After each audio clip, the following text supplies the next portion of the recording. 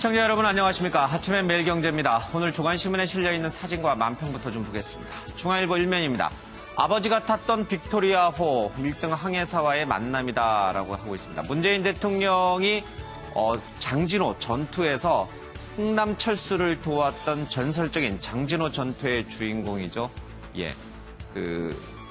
제가 이름이 갑자기 생각이 안 납니다. 이 러니 제독을 만나서 이제 얘기를 했는데 90도로 노병에게 인사도 했고요. 그리고 이 흥남철수 당시에 사진도 보여주면서 좋은 시간을 좀 가졌다고. 김정숙 여사 패션 신뢰 상징 파란색과 한국적 미다라고 하는데요. 문재인 대통령과 함께 미국을 순방하고 있는 김정숙 여사의 패션에도 관심이 많이 쏠리고 있습니다. 오른쪽에 있는 사진은 서울공항에서 출국하기 전에 있는 사진인데 신발을 좀 유심히 봐야 될 것 같습니다. 이 버섯코, 그러니까 우리의 전통적인 버섯 신을 이제 상징해서 만든 작품이고요. 그 오른쪽은 나무가 그려져 있는 옷을 가디건을 입고 있죠. 현대인에게 좀 치유를 상징하는 의미라고 합니다. 황재균 데뷔전 결승 홈런 MLB 영웅을 환영한다라고 하고 있죠. 메이저리그에 진출한 황재균 선수가 데뷔전에서 결승 홈런을 터뜨렸습니다. 같은 날 동갑내기인 유현진은 안타깝게도 패배했습니다. 집값 뛰고 실업난 가정 시진핑 방문 관심 없다 민심 싸늘하다라고 하고 있죠. 시진핑 중국 국가주석이 홍콩을 방문했습니다. 그 옆에는 홍콩 노란 우산 혁명의 주인공이 다시 또 시위를 하는 모습이 좀 벌어지고 있습니다. 중앙일보입니다. 꼬리 자르다. 이거 어쩌지? 조작 보고 박지원, 이유미를 잘라냈는데 이유미 씨가 박지원 전 대표에게 문자를 보낸 사실이 확인이 됐습니다. 박지원 전 대표는 몰랐다라고 선을 긋고 있습니다. 물 건너 가나 우리는 전혀 모르는 일이라니까요. 국민의당 지도부. 그래서 니들이 가는 거다. 조작가 모르쇠 구태정당이라고 경향신문은 강도 높게 비판하고 있습니다. 하루 서둘러 학교 늦겠어. 잘 다녀오거라. 안녕. 맛있게 먹어. 축구란 말이야. 많이 늘었네. 구. B는 비정규직이고 정은 정규직인데 정규직이 딱 한 명 있네요. 담임교사. 비정규직 노조의 파업으로 인해서 어제 학교 급식이 중단이 됐죠. 그런 현실을 좀 빗댄 것 같습니다. 국민일보입니다. 학교 비정규직 파업, 급식 중단, 비상 차질이다. 퇴근이나 쉬는 날 하세요. 우리 같은 워킹맘은 어쩌라고요. 급식을 볼모로 파업이라니. 이렇게 얘기하시는 분들이 있는데 이분들도 누군가의 어머니고 학부모입니다. 죄송, 양해. 라는 표현이 좀 있습니다. 우리 사회 비정규직 문제의 단면을 좀 보여주는 것 같습니다. 자, 오늘 함께 해주실 분들 소개해드리겠습니다. 이상훈 매일경제신문 정치부 기자, 정치사이트 레이더피의 팀장입니다. 이지수 변호사, 이두아 전 국회의원, 소종섭 전 시사저널 편집국장이 함께합니다. 어서 오십시오. 안녕하세요. 안녕하세요. 자, 먼저 이 문재인 대통령의 미국 방문 소식부터 좀 보겠습니다. 지금 이 시각 현재 정상회담이 열리고 있습니다. 문 대통령 오늘 트럼프와 회담을 한다라고 하는데 가장 이상적인 것은 원샷에 완전한 북핵 폐기로 가는 것이지만 현실적으로 쉽지 않을 것이다. 최소한 북한이 추가적으로 핵, 미사일 도발을 하지 않고 핵 동결 정도를 약속해야 대화할 수 있다는 얘기를 하고 있습니다. 우리는 동결과 대화 그리고 폐기라는 이런 해법으로 좀 가고 있습니다만은 미국은 그렇지가 않습니다. 우리는 과거에 실패한 접근법을 되풀이할 수 없다. 트럼프 대통령은 그러지 말 것을 지시했다라고 얘기를 하고 있습니다. 미국이 얘기하고 있는 새로운 해법이라고 하는 것은 대북 군사 옵션까지도 포함된 것으로 보입니다. 트럼프가 누구도 원하지 않는 대북 군사 옵션을 준비하라고 지시한 사실이 다시 확인이 됐습니다. 이 위에는요, 포화 속에 피로 맺은 한미동맹이다. 종이 몇 장 서명으로 된 게 아니다라는 문재인 대통령의 장진호 전투 기념비 찾아서 헌화하는 모습까지 좀 실려 있습니다. 2003년 노 전 대통령은 사진 찍으러 미국에 가지 않겠다라고 얘기했지만 미국에 가서는 한미동맹을 강조했고요. 문재인 대통령 역시 미국에 가가지고 이 장진호 전투기 앞에서 한미동맹을 여전히 좀 강조했습니다. 문 대통령은 알려지지 않은 얘기를 하면서 제 어머니 말씀에 의하면 이 빅토리아호, 그러니까 흥남철수할 때 이제 배죠. 항해 도중인 12월 24일 미군들이 피난민들에게 크리스마스 선물이라면서 사탕을 하나씩 나눠줬다고 합니다. 비록 사탕 하나이지만 그 참혹한 전쟁통에 그 많은 피난민에게 크리스마스 선물을 나눠준 따뜻한 마음씨가 늘 고마웠다라고 기사를 쓰고 있습니다. 장진호 용사들 없었다면 저도 없다. 문재인 대통령 미 노병의 90도 인사하는 모습이 좀 보이고 있습니다. 여기에 있는 분이 바로 이 스티븐 옴스테드 예비역 해병대 중장인데 장진호 전투 당시의 일병이었다고 합니다. 이 일병 미 노병에게 90도로 인사를 했습니다. 행사를 마치고 돌아온 도중에 현지 교민들의 뜨거운 환대를 받았는데 직접 차에서 내려 교민들과 셀카 촬영도 응했다라는 얘기를 좀 하고 있습니다. 자, 그러면요, 문재인 대통령의 미국 방문 모습 잠깐 화면으로 보겠습니다. 적자를 보고 있다라는 것일 거라고 생각합니다. 그런데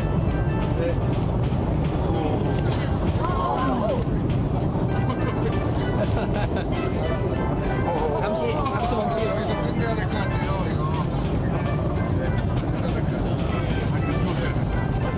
그런데 그 적자들은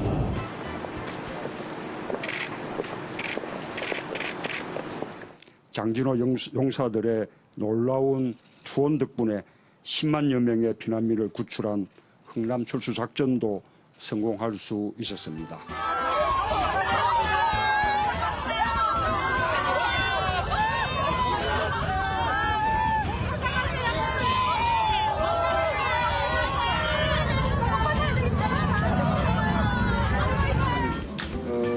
초에 G20대에 가게 되면 또 따로 보거나 안 그러면 미국에서 크게 경제력을 높이 해서 후대하는 걸 봐서 뭐 잠들 걸로 생각합니다. 예, 뭐 악수만 달아보고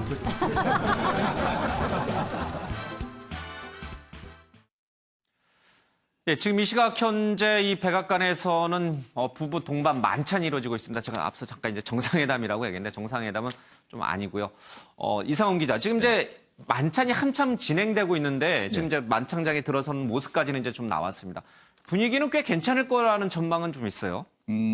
사실은 이번 대통령 미국 방문이 어느 대통령 때보다 사실은 걱정이 많았습니다. 왜냐하면 한미 간의 관계가 갈등이 있는 거 아니냐. 그리고 현안이 굉장히 많았기 때문에 이게 두 조율이 어렵지 않겠느냐 이렇기 때문에 걱정이 많았는데 일단 만찬 직전까지 하루 정도 일정이 있었거든요. 도착을 해서 바로. 근데 뭐 우리나라 색깔로 할 수도 있고 아니면 이제 민주당의 색깔로 할 수도 있죠. 그래서 약간 그런 상징성을 갖고 있는데 반면에 트럼프 대통령은 공화당 출신이거든요. 제가 알기로는 공화당은 붉은색 계통의 원래 붉은색 넥타이 매는 거 좋아하잖아요. 그런데 파란색을 맨 걸 봐서는 아마 문재인 대통령에 대한 어느 배려를 좀 넥타이로 표시한 게 아닌가 어렴풋이 짐작은 됩니다. 아직 정확한 건 아닙니다만. 그래서 일단은 만찬이기 때문에 정상회담은 우리 시간으로 오늘 밤 11시 정도에 잡혀 있거든요. 그러니까 그 사이에 만찬은 일단 환대를 하고 상대에 대한 호의를 하는데 제가 제일 궁금한 거는 만찬장에서 악수를 여러 번 했을 거거든요. 근데 트럼프 대통령은 사실 악수 갖고 악명이 높기로 좀 유명하거든요. 기선제압. 어떤 식의 악수 장면을 펼쳤는지는 아직 나오지 않고 있습니다. 지금 나오고 있는데 여러 번 이제 자꾸 했는데 막 그 마크롱 프랑스 대통령과 할 때처럼 막 꽉 잡고 신경전 벌이는 건 아니었어요. 그러면은 뭐 어느 정도 배려한 것 같아서. 그래서 이후에 이제 어떤 모습이 나올지는 한번 궁금합니다. 지금 이제 만찬이 7시부터 시작이 돼서 1시간 정도가 좀 흘렀습니다. 이제 뭐 조금 더 지나면 이제 만찬이 끝나겠습니다만 그 그림이 조금씩 들어오고 있습니다. 이제 해석하기 나름인데 이제 이상훈 기자 말한 대로 트럼프 대통령이 붉은색 넥타이를 주로 많이 맸거든요. 근데 파란색 넥타이를 매서 문재인 대통령 같은 색깔을 맞췄다는 거. 그리고 멜라니 여사의 흰색 의상도 사실 이게 뭐 해석하기 나름입니다만은 우리가 또 백의의 민족 아니겠습니까? 우리 한국인이 가장 좋아하는 색깔이 흰색, 파란색, 그리고 붉은색, 뭐 태극기를 상징하는, 그런 거 보면 또 이렇게 우리 한국의 어떤 전통적인 색깔, 또 문재인 대통령이 좋아하는 넥타이 색깔을 일부러 이 트럼프나 멜라니 여사가 맨 거 아닌가, 이렇게 또 우리는 또 자의적으로 해석은 또 할 수 있는 것 같아요. 그렇습니다. 뭐 지금 아무래도 미국이 이제 그 주인이 되는 나라니까 아마 손님에 대한 배려 이런 부분들이 아마 곳곳에 묻어나는 것 같은데 제가 잘 모르겠습니다. 저런 것까지 사실 사전에 협의가 되는지는 잘 모르겠습니다. 그렇겠죠? 무슨 색 넥타이를 맬 거냐. 왜냐면은 넥타이 색깔 그다음에 퍼스트 레이디들의 어떤 의상 이런 것들이 많이 회자된다는 것은 양쪽이 다 알고 있기 때문에 신경은 쓰는데 저는 그 푸른색 계통으로 파란색 계통으로 뭐 신뢰 안정감 이런 얘기 하시는 것 같은데요.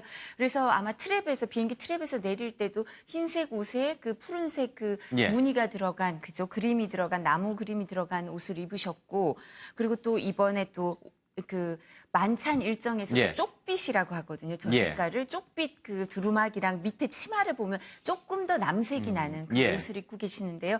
사실 그 루이 14세 때부터 패션은 메시지라는 걸 알고 있거든요.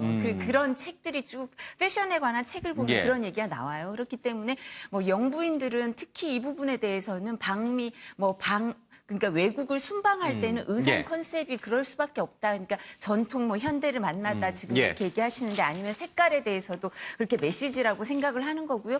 미국 멜라니아 트럼프 여사도 뭐 사실은 톱 모델 출신이니까 예. 이게 의상이 메시지라는 걸 모를 리가 예. 없죠. 그래서 시진핑 주석이 오고 중국에서 왔을 때는 중국 사람들이 좋아하는 레드로 그 발렌티노 의상을 좀 수선해서 예. 입었거든요. 그러니까 이번에도 이렇게 그 절개선을 보면 사실 패션 하는 사람들은 저 옷이 어느 옷인지 알아요. 예. 그래서 그렇게 흰색 옷을 입은 게 일정 부분 아마 우리나라 사람들이 흰색을 좋아한다 이런 부분에 대해서 다 밑에서 보고를 올렸을 테니까 배려했을 가능성도 클 것 같습니다. 알겠습니다. 뭐 이게 순전히 이제 자의적인 해석이라 네, 그렇습니다. 뭐 실제로 이제 그래가지고 이제 저런 옷들을 입었는지는 잘 모르겠습니다만 어쨌든 뭐 옷까지도 아주 세세하게 준비를 해서 정말 이 한미 정상회담을 잘 해야겠다라는 의지는 좀 엿보이는 대목이 있는 것 같습니다. 앞서 만찬을 하고 있는 그 모습이 좀 나왔는데 트럼프 대통령이 굉장히 이제 환한 모습으로 문재인 대통령 부부를 이제 영접하는 모습이 좀 있었어요. 문재인 대통령이 사실 영어를 그렇게 뭐 썩 유창하게 잘하는 건 아니어서 좀 침묵하는 모습이 많이 나오긴 했습니다만은 과거 다른 대통령들을 맞이할 때의 트럼프의 모습과 지금 문재인 대통령을 맞이할 때의 트럼프의 모습 어깨에 살짝 이제 손도 얹고 물론 아베하고 악수할 때는 이제 아베 손등에 손끝까지 얹었습니다만은 뭐 최고의 격식을 갖춰서 응대한 것 같아요. 예, 맞은 것 같아요. 이번에 미국 문 대통령을 맞이하는 미국 쪽 전반의 반응들은 굉장히 이 한미 정상회담이 잘 치러져야 된다. 그리고 문 대통령에 대한 적극적인 어떤 환영 이런 것들이 여러 군데서 지금 나오고 있거든요. 예. 상하원 쪽에서도 마찬가지고 지금 트럼프 대통령의 모습도 마찬가지고 저런 부분들은 결국 이제 한미 간의 어떤 이견이 노출된다거나 이런 부분들이 이 어떤 미국의 세계 전략 차원에서도 좋지 않고 또 우리 입장에서도 마찬가지거든요. 그러니까 뭐 나중에 이제 기자들 일문일답 안 하기로 한 것도 마찬가지고 전반적으로 이번 한미 정상회담의 핵심적인 어떤 단어는 동맹 강화 이거거든요. 그러니까 그것을 위해서 모든 것들이 맞춰지고 있는 것이고 미국 쪽에서도 그런 이제 국회의원들이 분위기를 자꾸 이제 많이 띄우고 있는 그런 현상들을 마찬가지로 지금 트럼프 대통령도 보여주고 있는 것이 아닌가 생각이 됩니다. 그런데 뭐 만찬장에서 이제 김정숙 여사가 진짜 성악을 전공하셨으니까 노래를 하실지 잘 모르겠습니다만 뭐 그런 전망도 있었어요. 예. 분위기는 굉장히 이제 좋게 진행이 되고 있는 것 같습니다. 1시간 남짓 정도 지났습니다. 조금 더 지나면 만찬 결과도 좀 들어올 것 같습니다. 들어오면 저희들이 좀 보내드리죠. 문 대통령이 장진호 전투 행사에 참여한 뒤에 돌아가는 도중에 이 교민들이 이제 환영하고 있어서 차에서 잠깐 내려서 이렇게 이제 사진을 찍었는데 교민들의 반응이 여기 보니까 잘하니까 잘할 거니까 잘해야만 하니까 닥치고 지지 이런 얘기도 있고요. 마이 프레지던트라는 이제 그런 표현도 좀 있습니다. 미국 교민들이 뭐 누군들 안 그러겠습니까만은 외국에 나가면은 교민들이 그 현직 대통령을 엄청나게 이제 환영하는데 이런 모습 보면은 문재인 대통령이 한미 정상회담 사실은 쉽지 않거든요. 여러 의제들도 까다롭고 그 정상회담을 앞두고 교민들의 이런 따뜻한 환대를 받으면 좀 힘 좀 나겠어요.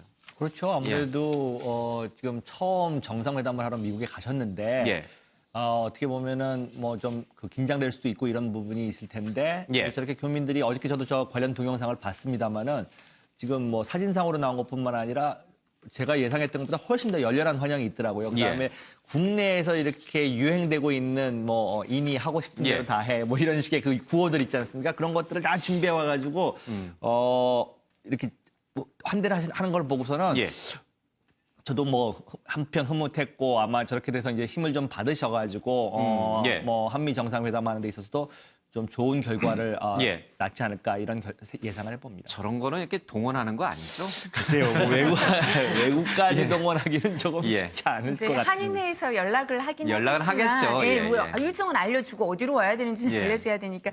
근데 사실은 이제 저희가 타양에 가면 고향 까마귀도 반갑다 이러는 것처럼 외국에 가 있는데 환영하죠. 대통령이 와 계시면 얼마나 반갑겠습니까? 이게 정말 하늘과 땅 차이로 정말 그렇게 반가울 텐데요.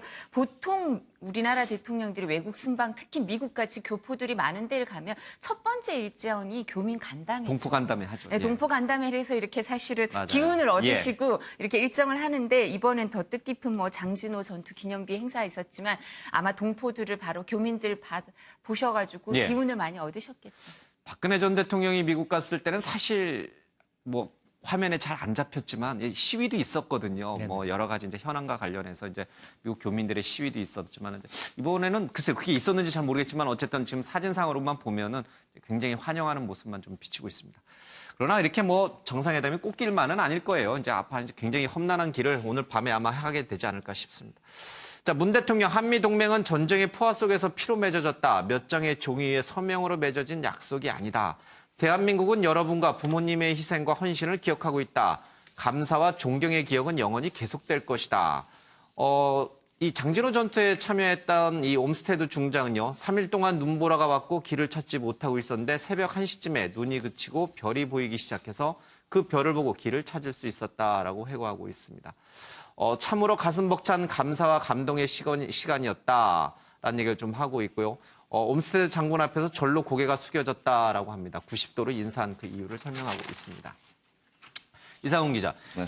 지금 사실 문재인 대통령의 이제 미국 방문을 앞두고 네. 뭐 여러 이제 해묵은 논쟁입니다. 뭐 자주파니 동맹파니 뭐 그런 얘기도 나와 있고 친민이 반민이 또 이런 이제 대립구도도 이제 형성이 돼 있었는데. 생각했던 것보다 미국에 가서 한미동맹을 굉장히 강조한 걸 보면 약간은 그런 우려를 좀 불식시킬 수 있지 않을까. 그러니까 마치 문재인 대통령을 반미주의자 내지는 자주파 뭐 이렇게 보는 시각을 조금은 완화시킬 수 있지 않을까 이런 생각도 좀 들어요. 사실 미국과 관련돼서 이제 안보 관련, 특히 북한 예. 관련해서 시각차가 있다라는 얘기가 끊임없이 나오지 않습니까? 예. 그거에 대해서 이번 방문의 목적은 한미가 만나서 여전히 굳건한 동맹이다. 이거를 확인하면 되는 거 자리거든요. 예. 근데 그 확인하기 위해서는 분위기를 잡아줘야 되는데 문재인 대통령이 지금 방금 앞에도 이 기내 예. 그 방미하는 그 비행기 내에서 기자 간담회를 하는데 그 내용 중에 하나가 계속 논란이 됐던 북한이 핵을 동결할 경우에는 한미 군사훈련을 중단할 수 있다. 이 부분에 대한 질문이 기자들이 나왔거든요. 그래서 물론 이제 문재인 대통령이 굉장히 껄끄러운 질문을 받은 겁니다. 그렇지만 거기서 한미 동맹이 중단한 이거는 있을 수 없는 일이다라는 식으로 매듭을 져놨어요. 다만 대화를 할 경우에 다른 조치를 취할 수가 있는 거지 그 부분은 아니다라고 명확히 선을 그었거든요. 그거는 아마 미국이 듣고 싶어 하는 소리 중에 하나일 겁니다. 그러니까 그 얘기를 해줬고요. 그리고 장진호 전투 가서 미국이 한반도에 특히 남한에 기여한 공에 대해서 높이 치하를 한다는 얘기를 한 거거든요. 그럼 미국 입장에서는 듣기 좋은 소리를 한 거거든요. 그래서 그런 소리를 밑으로 깔고 갔기 때문에 트럼프 대통령하고 만나서 구체적으로 어떤 얘기 나오지만 일단 분위기 잡은 걸 분명합니다. 다만 이제 문제점은 과연 정상회담에 사드 문제가 포함이 될 것인지 말 것인지 얘기가 있거든요. 미국 쪽에서는 아마 정치권에서 트럼프 대통령한테 이거를 정상회담에서 아예 매듭을 저라고 요구를 하고 있는 상황이고요. 우리 정부 쪽에서는 가능한 한 이게 정상회담 의제로 안 올라갔으면 하는 주의제에서 겁니다. 빠졌으면. 가능한 실무진 차원에서 그냥 여러 논의를 거쳐서 매듭을 줘야지 대통령과 대통령 입에서 사드 얘기가 나오는 순간 이거는 자칫 잘못될 수가 있는 거거든요. 그래서 그 부분에 대한 걱정이 좀 남아있고요. 또 한 가지는 대북 문제. 문재인 대통령은 무슨 군사훈련 얘기 이런 거를 이제 미국과 어떤 공조를 맞췄지만 기본적으로 북한 문제를 대화로 풀어야 된다는 생각을 굳게 갖고 있거든요. 반면에 트럼프 대통령은 대화보다는 압박이 우선이라는 걸 갖고 있기 때문에 완전히 다른 메커니즘을 갖고 있거든요. 정상회담에서 그 문제를 얘기를 할 텐데 그게 아주 조화롭게 뭔가 이 성명 형태로 나타나야지 잘못해서 두 사람이 이견을 보였다는 식으로 나오면 이건 큰일 나는 문제거든요. 그래서 이 두 가지 문제를 어떻게 정상회담에서 슬기롭게 넘길지 그러니까 100% 타협은 안 될 거지만 넘겨야 되는 문제거든요. 그래서 그 부분은 좀 기다려봐야 됩니다. 문재인 대통령과 트럼프 대통령이 사실 임기를 같이 하게 되잖아요. 같이 이제 풀어나가야 되는 시점이고 이제 두 분 모두 이제 임기 초고. 그런데 한미 간에 이 쟁점이 되고 있는 북핵 문제, 또 사드 문제, 한미 FTA 문제, 이건 미국과 한국이 입장 차이가 분명히 존재하는 부분이거든요. 이거를 첫 회담에서 완벽하게 합의를 이룬다? 이건 사실 기대하기 어렵잖아요. 그렇지만 그래도 어느 정도 이견은 좁혀놓은 상태에서 정상회담 공동성명서가 나와야 뭐 국내에서도 그렇고 미국 언론들도 그렇고 긍정 평가를 좀 할 수 있으니까 이 쉬운 문제는 아닌 것 같아요, 아무래도. 그렇죠. 한 번에 뭐 그 모든 문제를 예. 다 풀 수 있다면 얼마나 좋겠습니까? 그건 예. 쉽지 않을 것이고요. 그렇기 때문에 합의할 수 있는 예. 공통 분모를 얼마나 넓혀갈 수 있는가 그것을 확인하는 데 이번에 주안점을 둔 것으로 보이고 어떤 정확하게 이견이 남아있는 부분들은 이제 좀 미루겠죠. 예. 이러면서 더 이제 협의를 진행하는 그런 수순으로 갈 것으로 보이고 중요한 것은 접근법의 차이입니다, 지금. 그러니까 미국도 마찬가지, 우리나라도 마찬가지. 트럼프 대통령은 CEO 출신이기 때문에 그리고 이 트럼프 대통령의 특성이 결과를 중요시하는 것이거든요. 그러니까 접근법은 다를 수가 있습니다, 한미가. 하지만 예를 들면 문재인 대통령이 트럼프 대통령과의 대화 속에서 우리의 이러한 접근법이 성과, 결과를 만들어내는데 당신의 지금 압박 정책과 다르지 않고 오히려 더 효과적일 수 있다라는 부분을 잘 설득해낼 수 있다면 트럼프 대통령도 의외로 그런 부분에서 빨리 또 문 대통령과 의견 일치를 이룰 가능성도 있거든요. 그동안에도 본다면 트럼프 대통령이 예를 들면 뭐 시진핑 예. 중국 주석 같은 경우도 그전에는 굉장히 막 비판을 하다가 또 만나서 분위기가 또 확 바뀐단 말입니다. 예. 결국은 트럼프 대통령이 갖고 있는 이러한 성과주의, 업적주의 이런 부분에 대해서 얼마나 설득력 있는 논리로 그걸 만들어내는가 하는 부분이 중요할 것 같고 예. 문 대통령이 한 책에서 이제 이렇게 쓴 적이 있어요. 그 노무현 전 대통령과 나의 차이를 이제 설명한 대목인데 예를 들면은 이제 인권 변호사 시절에 여러 가지 이제 활동을 하지 않습니까? 예. 그럼 그런 것과 관련해서 경찰서나 검찰 이런 데서 조사를 받으러 와라 이렇게 얘기했을 때 노무현 전 대통령 같은 경우는 나는 그 부당한 조사에 나는 응할 수 없다라고 하고 아예 안 가는 스타일인 예. 반면 나는 일단 가서 묵비권을 행사하는 게 내 스타일이다. 아. 이렇게 이제 노무현 예. 전 대통령과 문 대통령 자신의 스타일을 비교 설명한 것을 제가 읽은 기억이 나는데 그러니까 한미 동맹 관계든 어떤 부분이든 간에 문 대통령의 스타일은 기존의 어떤 시스템, 기존의 체계, 이 속에서의 어떤 개선 이런 것을 이제 모색해가는 그 속에서 할 수 있는 역할을 찾아가는. 일단은 인정하는 거군요. 그렇습니다. 틀 자체를 예. 거부하는 게 아니고. 그렇습니다. 예. 그렇기 때문에 저는 한미 동맹의 큰 틀 자체는 훼손될 가능성은 거의 없다라고 보여지고 이번에 이제 문 대통령이 그러한 단순히 이게 서명해서 맺은 게 아니고 피로 맺은 동맹이다라고 한 것도 결국은 그러한 한미 동맹의 중요성을 충분히 인식하고 있다. 뭐 그렇게 저는 봅니다. 알겠습니다. 뭐 이번 정상회담이요. 굳이 문재인 정부의 성공이냐 아니냐 그거를 떠나서 한반도에도 굉장히 중요한 변곡점이 될 수 있는 정상회담인 만큼 좋은 결과가 좀 왔습니다.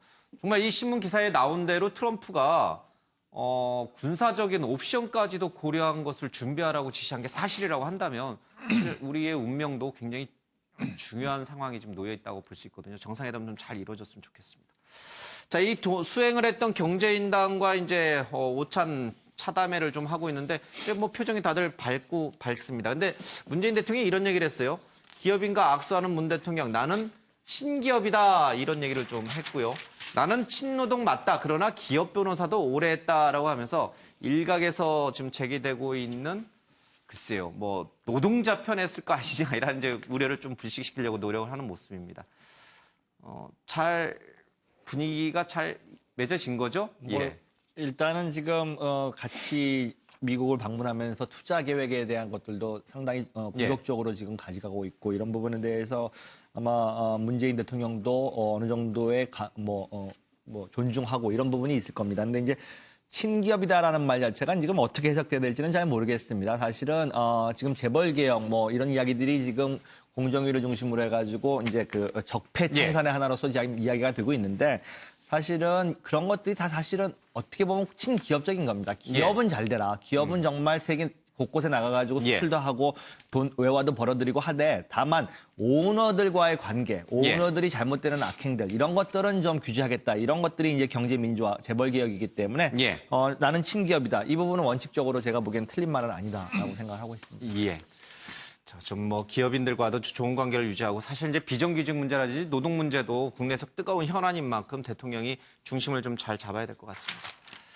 앞서 잠깐 이제 김정숙 여사 패션 얘기를 했는데 이 버선코 신발을 특별히 이제 이 김정숙 여사가 아이디어를 제공해서 만들었다고 합니다. 이 전통과 현대를 좋아하는 의미다. 한국적 미를 상징한다. 이런 얘기를 좀 하고 있습니다. 이 옷에 그려진 이 나무는 유명한 화가의 작품인 것 같은데 좀 힘들어하는 스트레스에 지친 현대인을 좀 치유하는 그런 목적을 좀 갖고 있다고 합니다. 매번 이제 언론들이 이제 해외 이런 정상 순방을 나가게 되면 이제 레이디 퍼스트에 의상에 대해서는 사실 관심을 좀 많이 가져요. 박근혜 대통령은 특히 이제 본인이 이제 대통령이었던 만큼 더 많이 관심 가졌는데 뭐 여기서 논평하기 참 어렵긴 합니다만 뭐 무난해요. 예. 뭐 저 정도 무난하죠. 그리고 약간 한국 특징, 외국인들이 봤을 때 아, 한국의 느낌이 좀 난다. 한국이 저런 느낌인가라는 걸 주는 성공한 거고 사실 그리고 순방 때마다 이 대통령이나 영부인의 이제 복장에 대해서 기사가 많이 나오는데 사실 청와대 쪽에서 보도자를 굉장히 자세하고 상세하게 만듭니다. 그래요? 그래서 그걸 사전에 공개 절대 안 하고요. 왜냐하면 미리 새 나가면 안 되니까. 그래서 비행기가 타서 현재 도착하면은 국내도 뿌리고 현재도 뿌리거든요. 보도자를 아주 상세하게 그리고 부탁을 합니다. 이번 영부인 뭐 왔는데 이런 걸 기사로 가능하면 가급적 다뤄주셨으면 고맙겠습니다 정도의 요청을 하죠. 그래서 그런 요청을 받은 뭐 언론사들이 굳이 뭐 여러 가지 이제 순방 관련 기사도 많이 좀 써야 되고 하는 상황에서 이런 거는 뭐 옆에서 이렇게 간단하게 읽을 거리 정도의 기사 정도로 다루는 경향이 있는데 이번에도 사실 그런 거 있으면서 이제 특히 이제 버선코 휴즈라는 걸 이제 의미부여를 좀 많이 했죠. 뭐 그런데 청와대의 굉장한 노력이 반영된 것 같습니다. 이게 기자들이 이렇게 눈썰미가 좋아서 이게 찾아가지고 기사 쓴 게 아니고 청와대에서 친절하게. 물론 눈썰미가 좋은 기자도 있지만 대부분의 제가 알기로는 기자들이 이렇게 눈썰미가 좋지는 않습니다. 그러니까 청와대에서 이제 상세하게 보도자료, 설명자료를 내놓는군요. 근데 사실 영부인이 주목받을 수 있는 게 이제 순방에서 이런 그 역할들이 또 주목을 받을 수밖에 없고요. 그리고 또 무엇보다도 그 이렇게 부드럽게 하는 외교를 부드럽게 하는 데 있어서도 일정 부분 역할을 하실 수밖에 없고요. 그리고 사실은 이런 패션과 관련된 사업에 큰 영향을 미치거든요. 그리고 또 우리의 문화를 알리는 데 있어서 상대국에게도 큰 좋은 긍정적인 효과를 미칠 수 있기 때문에 저는 이런 보도를 하는 게 이제 우리나라에도 유리하고 일정 부분 긍정적인 게 아닌가 싶은데요. 또 사실 그 일정 부분 일가견이 패션에 있으신 것 같은 게 아까 그 나무 그림을 그 프린트한 그 프린트가 참 어렵거든요. 프린트를 옷에 재현하기가 어렵기 때문에 그리고 저걸 소화해내는 것도 어려워서 보통은 저런 시도를 하기가 어려워요. 그렇기 때문에 이제 여러 가지가 적절하게 조화가 돼서 저런 옷을 입으실 수 있는 거고 또 한복도 한복의 아름다움을 또 알릴 수 있는 기회, 다양한 한복 그런 걸 알릴 수 있는 기회도 좋고 또 버선코 슈즈라는 것도 이제 새로운 시도 이런 것도 외국에 알릴 수 있고 또 나전 7기가 된 그 핸드백을 드셨는데 그런 부분도 외국 사람 우리가 나전 7기가 정말 유명하고 또 우리나라의 그 가치가 있고요. 또 저게 점점 재료가 구하기가 어려워서 희소성이 있거든요. 그러니까 이런 부분을 알리는데 도움이 되지 않을까 그리고 그 전통 관련 산업에도 도움이 될 겁니다. 알겠습니다. 이 딱딱해질 수 있는 한미 간의 첨예한 쟁점 때문에 딱딱해질 수 있는 정상회담 분위기를 김정숙 여사가 좋은 패션으로 조금 더 완화시켜준다면 그것도 좋은 일인 것 같습니다. 가서 또 바쁘게 하시는 일도 많은 것 같아요. 자, 넘어가겠습니다. 국민의당 이준서 대선 전에 이유미 제보 박지원에 보고했다라는 얘기를 하고 있습니다. 5월 1일입니다. 5월 5일 날 이 이제 발표가 있었는데 그 전인 5월 1일 날 준용 씨 관련 제보를 박지원 전 대표에게 메신저 앱 바이버로 전송을 했다라고 하고 있습니다. 그러나 박 전 대표는 자신의 휴대전화를 비서관이 갖고 다녀서 인지하지 못했다라고 합니다. 이준서 전 최고위원이 박지원 의원에게 보낸 문자를 보니까요. 대화명 빵빵, 세모는 준용 씨와 함께 파슨스에서 공부했던 친구들입니다. 준용은 돈을 물 쓰듯이 쓰는 것, 고용정보에도 아빠가 넣으라고 해서 넣었다고 합니다. 박지원 대표님, 어떻게 하면 좀 더 이슈를 만들 수 있을까요? 라고 메시지를 보냈다고 합니다. 그런데 박지원 전 대표는 당일날 제주에 있었고 이 문자가 왔던 휴대전화는 비서관이 갖고 있었고 다른 장소에 있었다. 그래서 자신은 그 문자를 보지 못했다 얘기를 하고 있습니다.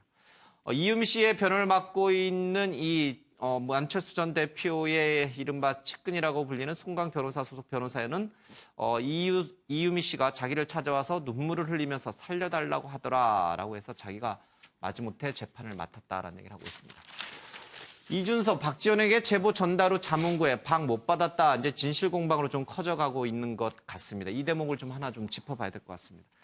자, 박지원 전 대표에게 이준서 전 최고위원이 준용 씨 관련된 문자, 카카오톡 메시지 그리고 음성 녹음까지 있다는 사실을 폭로 나흘 전에 이제 전달한 것이 이제 확인이 됐습니다. 이것까지는 팩트예요. 자, 이것을 박지원 전 대표가 받느냐, 보고선 거기에 대해서 세부 지시를 내렸느냐, 아니면 못 받느냐. 그래서 이준서 씨라든지 아니면 그 이후에 이용주 의원이라든지 이런 분들이 그냥 독자적으로 폭로를 한 것이냐. 이게 또 이제 가려져야 될 것 같아요. 우선 그거를 말씀드리기 전에 그 예. 이용주 지금 공명선거 추진 단장이 며칠 전에 했던 이야기가 지금 이것은 추진 단장의 전결 사항이기 때문에 위에 보고될 일이 없었다라고 말을 했는데 지금 그랬죠. 이거 자체가 지금 사실이 아닌 게 돼버렸습니다. 그래서 예. 이 부분에 대한 어떤 더 추가적인 조사가 분명히 이루어져야 될 거고요. 예.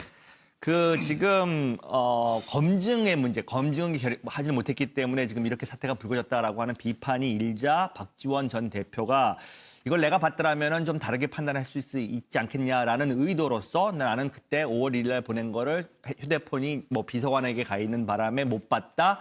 어떻게 보면은 그럼으로 인한 어떤 불찰이다 이렇게 나왔는데 저는 여기서 두 가지 이제 뭐라 그럴까요? 좀 의구심이 드는데 과연 지금 이 중요한 지금 상당히 그 전에 이제 문준영 씨를 예. 대상으로 이제 국민의당이 이제 공격을 하고 있는 상태에서 이준서 씨가 과연 박지원 전 대표 그 당시에 선임 선대 본부장이었는데 에게만 보고했겠느냐? 지금 사실은 선대위에 보면은 그 위에 이렇게 계층이 많이 있습니다. 예. 곧바로 가장 뭐랄까 대선을 갖다가 총지휘하는 사람에게 직접적으로 보고를 했겠지만 아무런 반응이 없었을 때 과연 그걸로 그쳤을 것이냐. 내지는 다른 분들에게도 지금 어떤 정무적 판단에 대한 자문을 구했을 가능성도 충분히 있다라고 보고요. 예. 또 한 가지는 제가 어저께 시간이 좀 있어가지고 박지원 대표의 그 페이스북을 쭉 봤습니다. 그랬더니 문준영 씨와 관련된 내용을 하루에 2번씩, 3번씩 계속 올리는 상황이었습니다. 그건 무엇을 말하냐면 선거 당시에요? 예. 선거 당시에요. 박지원 전 대표에게 있어서 문준영 씨의 그 사건은 엄청나게 관심을 가질 수밖에 없는 사건이었습니다. 그런데 예. 자기 휴대폰, 평소에 그 문자 폭탄을 많이 받는 그 휴대폰을 비서관에게 맡겼다 하더라도 비서관이라고 상당히 그럼 내용을 알고 있는 비서관이고 그 박지원 대표의 어떤 의중을 알고 있는 예. 비서관일 텐데 그런 문자가 떴을 때 보고하지 않았을까? 이렇게 관심 사항인데 매일같이 페이스북에서 문준영 씨에 대한 공격의 예. 포화를 갖추고 있는데 저는 그 부분에 대해서 비서관이라면 응당 이렇게 중요한 내용이 예. 왔었으면 보고를 했었을 텐데 그럼에도 불구하고 못 받았다. 저는 이 부분에 대한 두 가지 분명히 해소가 돼야 된다라고 저는 생각을 예. 합니다. 박지원 전 대표가 당시 중앙선거대책위원장을 맡고 있었기 때문에 선거 지도부에 속해 있었기 때문에 여기에 보고하지 않고 밑에서 하부 조직이라고 할 수 있는 공명선거 추진단 단장이 임의적으로 그렇게 폭로할 수는 없었을 것이다. 그러니까 상식적인 선에서 말씀하시는 거죠. 예, 그러나 박지원 전 대표는 몰랐다라고 얘기하고 있고요. 당의 자체 진상조사를 맡고 있는 김관영 의원 역시 박지원 전 대표는 몰랐다라고 얘기를 했습니다. 직접 얘기 들어보겠습니다. 이준서 씨가 박지원 전 대표에게 5월 1일에 바이버로 문자를 보내가지고 조언을 구한 일이 있다라고 얘기를 해서 5월 5일 되기 정식으로 언론을 통해서 보도자료로 발표되기 이전에 박지원 대표가 이 부분에 대해서 인지를 하고 있었는지 여부에 대해서는 아직까지 저희들이 확인한 바로는 인지하지 못하고 있는 것이 아니냐라고 하는. 저에게는 전혀 보고한 사실이 없고 네. 그 내용도 몰랐습니다. 네. 그래서 저는 지금까지 이 검찰 조사가 진행 중에 있지만은 네. 최소한 보고나 네. 내용을 받지 않았다 하는 것은 분명히 밝힙니다. 네. 그렇다고 한다면 안철수 후보도 몰랐을 가능성이 있다는 말씀이신지요? 저도 몰랐을 가능성이 높다고 생각합니다. 네. 특검을 해서 네. 우리 당의 잘못이 있다고 하면은 그 잘못도 철저히 규명돼 가지고 네. 관계자가 보고를 받은 사람이 있거나 네. 지시를 한 사람이 있거나 네. 또는 가담을 했다고 하면 네. 그대로 정확하게 처벌하고 네. 법적 조치를 해야 된다. 네. 따라서 저는 특검을 제안합니다.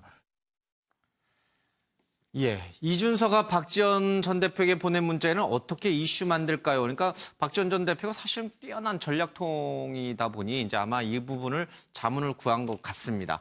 그러나 이에 대해서 박지원 전 대표는 지금 들으신 것처럼 이제 보고를 받지 못했다라고 얘기를 하고 있습니다. 이렇게 되면은 검찰 수사 선상에 박지원 전 대표까지는 잘 모르겠습니다만은 그 비서관, 그러니까 이준서 씨가 문자를 보냈고 그 문자 휴대전화를 보유하고 있던 당시에 그 박지원 전 대표의 비서관은 수사 선상에 올라올 수 있는 건가요? 지금 보면은 사실 여러 가지 가능성이 저는 있다라고 보여져요. 그러니까 지금 이준서 전 최고위원이나 이유미 씨의 어떤 말, 기존에 공개된 문자 메시지나 카카오톡 메시지 이것이 전체가 아닙니다. 그러니까 일부만 지금 공개되고 있거든요. 그리고 국민의당 김관영 의원이 이야기하는 부분들도 어떤 파편만 지금 나오고 있어요. 그렇기 때문에 과연 이 전체적인 그림이 어떻게 되는 것인가? 과연 이준서 전 최고위원이 정무적인 판단을 구하고자 했던 인물이 박지원 당시 대표 한 명인가? 더 있는가? 그리고 이유미 씨가 조작했다는 사실을 과연 이준서 전 최고위원은 알았나 몰랐나?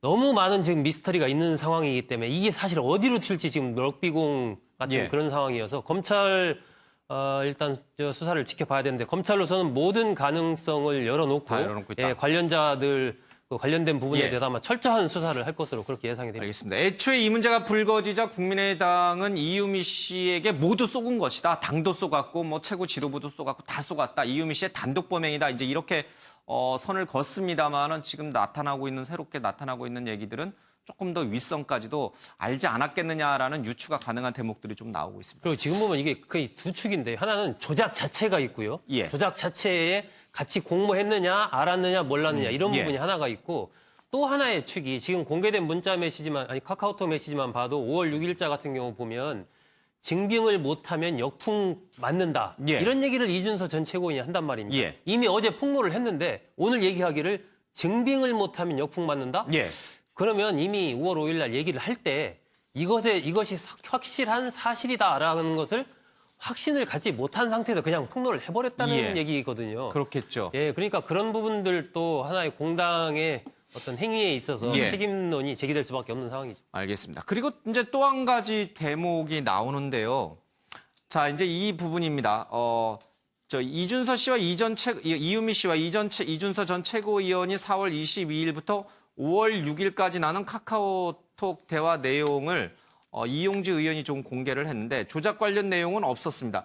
이 의원은 이 씨가 검찰 조사를 앞두고 지난 24, 25일 조작을 자백해 처음 인지하게 됐다 하면서 이 카카오톡 메시지 내용을 공개를 했죠. 그런데요, 이 내용적으로 봤을 때 5월 9일 날 이제 선거가 있었는데 5월 8일 날 이준서 전 최고위원과 이유미 씨가 주고받은 카카오톡 내용이 한 방송사에서 어제 보도가 됐습니다. 사실대로 모든 걸 말하면 국민의당은 망하는 것이라고 하셔서 아무 말도 아무것도 못하겠다. 너무나 후회되고 힘들어서 거의 잠을 못 잤다. 지금이라도 밝히고 사과드리는 것이 낫지 않을까 100번도 넘게 생각하는데 안 된다 하시니 미치겠다라고 토로한 것으로 나타나 있습니다.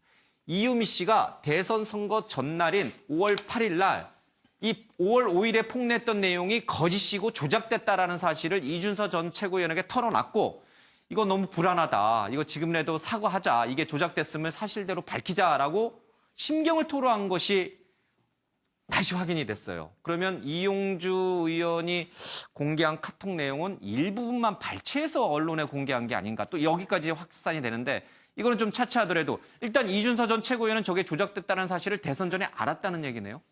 근데 본인은 이제 이게 무슨 말인지 못 알아들었다 뭐 이렇게 얘기를 하는데요. 근데 사실 이 당사자들이 하는 얘기나 아니면 진상조사단에서 하는 얘기는 검찰에서 사실관계를 확정하고 수사를 하는 데 있어서는 그냥 주시하고 참고사항일 뿐이지 영향은 못 미쳐요. 검찰은 이제 강제 수사의 방법이 있으니까 뭐 압수수색을 통해서든 전문을 확보해서 이 부분에 대해서 여러 사람의 진술 그다음에 뭐 통화 내역도 여러 가지 뭐 그런 수사 방식을 기법을 동원해서 사실관계를 확정하기 위해 노력은 하지만 이제 진상조사단이나 이런 데 당 내에서는 아무래도 보호하고자 하는 대상이 있으니까 팔이 안으로 굽으니까 뭐 의도가 있든 없든 사실은 일정 부분은 유리하게 해석을 하겠죠. 우리 유리한 내용만 밝힐 수도 있고 근데 여기서 얘기하는 거는 모든 내용을 확보하지 못하고 일정 부분 확보했는데 그 카톡 내용 확보한 거에 의하면 우리는 이렇게 이해를 한다. 이유미 씨의 단독 범행으로 이해를 한다 이렇게 얘기하지만 검찰은 거기에 구애받지 않고 수사를 하니까 사실관계가 어떻게 나올지는 살펴봐야 되고요. 사실 이게 검찰 입장에서는 그 기존에 다른 그 공직선거법상 허위사실 공표랑 좀 다르거든요. 왜냐하면 기존에는 어떤 당 밖에서 제보하는 사람이 있어서 허위 내용을 이게 허위일 수도 있지만 선거에 이용해야겠다 뭐 이런 생각을 일정 부분 갖고 한 것도 있고 아니면 속아서 할 수도 있지만 이거는 당원이나 아니면 당 자체가 이 관여됐을 수 있다. 당원을 일단 관여됐다는 게 이제 알려진 거고 당 자체가 관여돼 있을 수도 있다 이렇게 생각하니까 훨씬 이게 중대한 사안이죠. 그래서 사실관계를 밝히기 위해서 수사에 최선을 다할 거고 왜냐하면 선거에 영향을 끼치고 선거판을 흔들려는 의도가 있었다 이렇게 생각할 수가 있으니까요. 그러니까 그 국민의당 입장에서는 내부 검증 시스템이 없는 당이라고 나올지 아니면 두 번째는 더 이게 선회한 거고 제일 안 좋은 경우에는 당의 더 높은 지위에 있는 사람 그러니까 누구까지 이걸 어느 시점에 알았고 지도부가 어떻게 관여했는지 이런 부분이 수사로 밝혀질 텐데 이제 밝혀지면 이 부분 보고 얘기를 해야 되지 저희가 일반인들이 이렇게 밝혀진 사실 갖고 이거를 유추하기는 좀 어려운 면이 있는 것 같습니다. 그럼에도 불구하고 이제 여기 계신 분들이 워낙 이제 해당 분야의 전문가들이시니까 정말 이유미 씨가 대선 선거 하루 전날 이거 다 조작된 거다. 이거 난 너무 불안하다. 이대로 그냥 가는 건 아닌 것 같다. 지금이라도 늦지 않았다. 빨리 진실을 밝히고 사죄를 하자. 대선 전날이에요.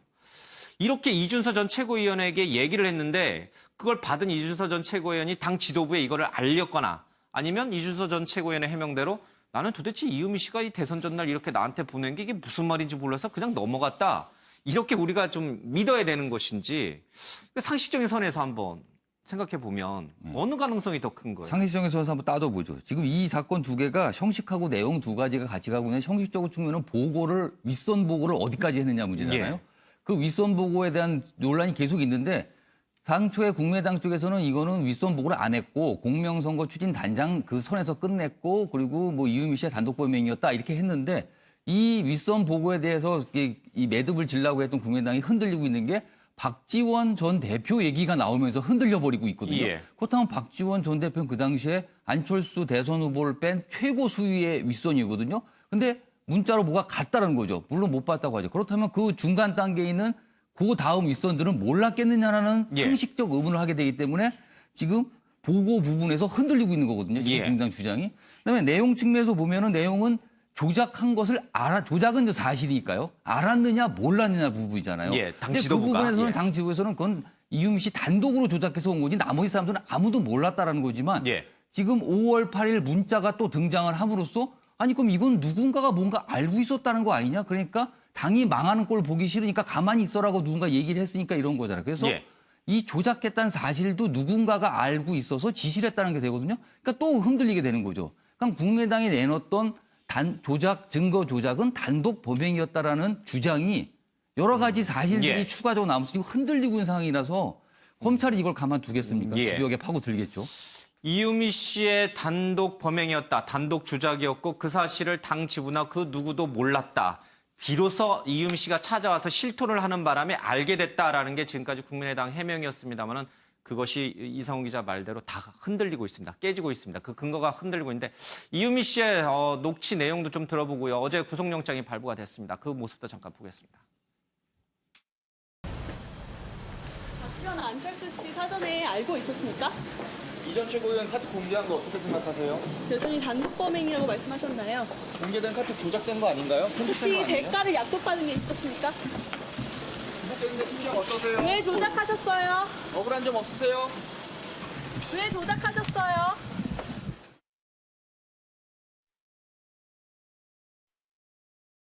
그거를 어떻게 따로 검증을 해보겠다 뭐 그런 생각은 안 하신 겁니까?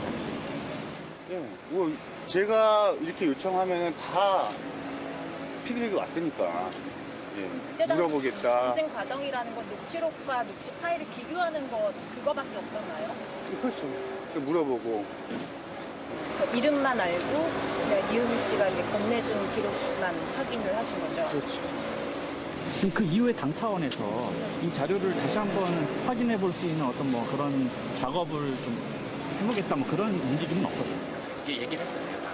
사실 아시겠지만 그 시간이 대선에 다 가까웠고 시간 싸움 아니었겠습니까? 그리고 되게 신뢰를 다 가졌었고 와 어떻게 이런 내용까지 있지? 내용 보셔서 아시잖아요. 가족 얘기 다 있기 때문에 너무나 이거는 친한 사람 아니면 이렇게 알 수가 없다라고 우리는 판단을 했던 거고요. 그 당시에는. 여보세요? 여보세요? 익수님, 늦은 시간에 죄송해요. 예, 저번에 제가 잠깐 카톡에서 여쭤봤었던 내용인데요. 뭔데? 같이 파슨스 계실 때 들으셨다는 말 한 가지만 좀 확인 좀 할게요. 그게 본인이 뭐 이렇게 지원을 해서 이렇게 합격을 한 그런 게 아니라 어느 날 부친이 갑자기 어디다 야 뭐 원서 하나 내봐 이렇게 해가지고 했다고 들었는데 그게 맞나요? 아빠가 하라는 대로 해서 했었던 걸로 나는 그렇게 알고 있었어. 그리고 그렇게 소문이 났고 그렇게 얘기를 들었어. 아, 그랬군요. 그러면 당시에 파슨스에 있었던 직원들이 다 좀 어느 정도는 다 알고 있겠네요? 당연히 그걸 모르는 게 이상한 거지. 아, 그렇군요. 예, 조금만 이게 확인을 해보면 뭔가 어설퍼요. 그렇죠? 이유미 씨가 나이가 훨씬 많은데 이 문준종 씨는 30대 초반이거든요. 그 동료라고 하는 사람이 반말을 막 해대고 뭐 교수님이라고 부르긴 합니다만은 뭔가 이상한 점들이 있는데 그것을 이 당에 있는 검사 출신 의원들, 이용주 의원을 비롯한 뭐 부단장도 마찬가지고 이분들이 그냥 놓쳤다. 어쨌든 이 관련돼서 중요한 인물이 지금이 이준서 전 최고위원이 되는 것 같습니다. 이유미 씨로부터 얘기를 들었고 그것을 당 지도부에 전달하는 중간 고리 역할을 했는데 이준서 전 최고위원에게 분명히 이유미 씨는 좀 지금이라도 양심 고백을 하자, 선언을 하자라고 설득을 했습니다만은 당이 망한다고 해서 말 못했다라고 이제 얘기를 하고 있습니다.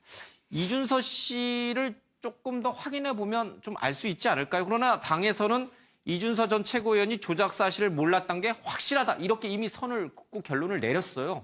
그런데 그 이후에 이제 이상한 상황이 좀 나온 건데 이준서 전 최고위원을 조금 더 조사해 보면은 좀 이 진실이 좀 밝혀질 수 있을까요? 제가 보기에는 지금 핵심 역할을 했던 분으로 지금 추정이 되기 때문에 여러 가지 정황상 물론 아직 단언은 못하겠습니다만은 이미 피의자 신분이 됐고 그다음에 곧 있으면 이제 조사가 들어갈 걸로 예상을 하는데 이제 문제는 통화 내역이라든지 이런 것들을 아마 다 조사를 할 텐데 문제는 지금 어저께 박지원 전 대표에게 했던 방법이 지금 바이버라고 하는 메시지인데 이제 그게 얼마나 남아 있는지가 지금 문제가 될 겁니다. 이제 선거 과정 중에서 아마 많은 이제 어떤 비밀스러운 이야기를 해야 되기 때문에 이제 해외에 있는 뭐 서버가 있는 그런 메시지를 이용하는 것 같은데. 과연 우리나라 검찰이 통화 내역은 물론 확보할 수 있겠지만 그 부분까지 얼마나 지금 확보할 수 있을지 이게 지금 하나의 키인데 이미 조치를 다 해놨겠죠. 지금 상당한 시간이 흘렀기 때문에 조치를 해놨을 텐데 제가 어저께 이제 보니까 사건이 불거지고 나서 이준서 지금 한 방송사 보도에 의하면 이준서 전 최고위원은 안철수 전 이제 후보하고 독대를 했다 이런 이야기가 나오는데요. 애초에 생각했던 것보다 훨씬 더 가까운 사이가 아닌가라는 생각을 해봅니다. 물론 인재영이 미로기 때문에 아는 관계이긴 하지만 그렇다 하더라도 후보와 독대를 할 수 있는 사람이라는 게 캠프 내에 그렇게 많지 않습니다, 사실은. 참모들과 같이 있는 상태에서는 만날 수 있지만 독대라고 하는 것은 정말 손에 꼽을 수 있는 사람만이 할 수 있는 어떤 하나의 위치인데 물론 사태가 이제 심각치 않게 돌아가니까 이제 독대를 요청을 했고 그게 받아들여서 지금 이야기를 했다라는 건데 그런 걸 봤었을 때 지금 흘러가는 정황이 지금 처음에 애초에 국민의당이 주장했던 거에서 아까도 말씀하셨습니다만 많이 흔들리고 있어요. 지금 사실관계에서 지금 많이 흔들리고 있기 때문에 국민의당이 지금 수습하려고 하는 것들이 다 수포로 돌아갈 수 있을 가능성도 있다. 저는 이렇게 보고 있습니다. 사태가 어디까지 이제 커질지 모르겠습니다. 좀 조심스럽게 사태를 좀 보겠습니다. 그럼에도 불구하고 이 모든 것과 관련돼서 안철수 전 후보가 국민에게 좀 사과를 해야 되는 것 아닌가라는 얘기가 좀 대세에 힘을 좀 얻고 있는 것 같습니다. 국민의당 대참사의 진짜 원인이다라고 해서 이 강찬호 논설위원회 중앙일보 칼럼이 하나 좀 실려 있습니다. 터울뿐인 자장 감투를 쓰고 친한 인사들 들러리나 하긴 싫다는 생각에 모두들 거절했다. 그러니까 안철수 후보가 박주선 이상돈 의원을 만나서 좀 자신을 도와달라 이렇게 얘기했지만 본인들이 싫다라고 했던 그 이유가 안철수 주변에 현역 의원은 뭐 거의 없고 안철수와 가깝다는 벤처기업인들 외부 인사들로 메어져 있었다는 얘기를 좀 하고 있습니다.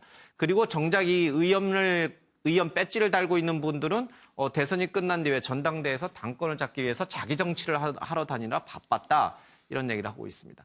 안철수는 사건의 진상이 밝혀지는 대로 국민 앞에 섰고 대제해야 한다. 자신의 당이 조작된 녹취록으로 유권자를 우롱한 데 대한 도의적, 정치적 사과는 기본이다. 의원들과의 불통으로 조직의 기강이 땅에 떨어진 당을 갖고 수권하겠다고 나선 데에 대해서도 진심으로 사과해야 된다.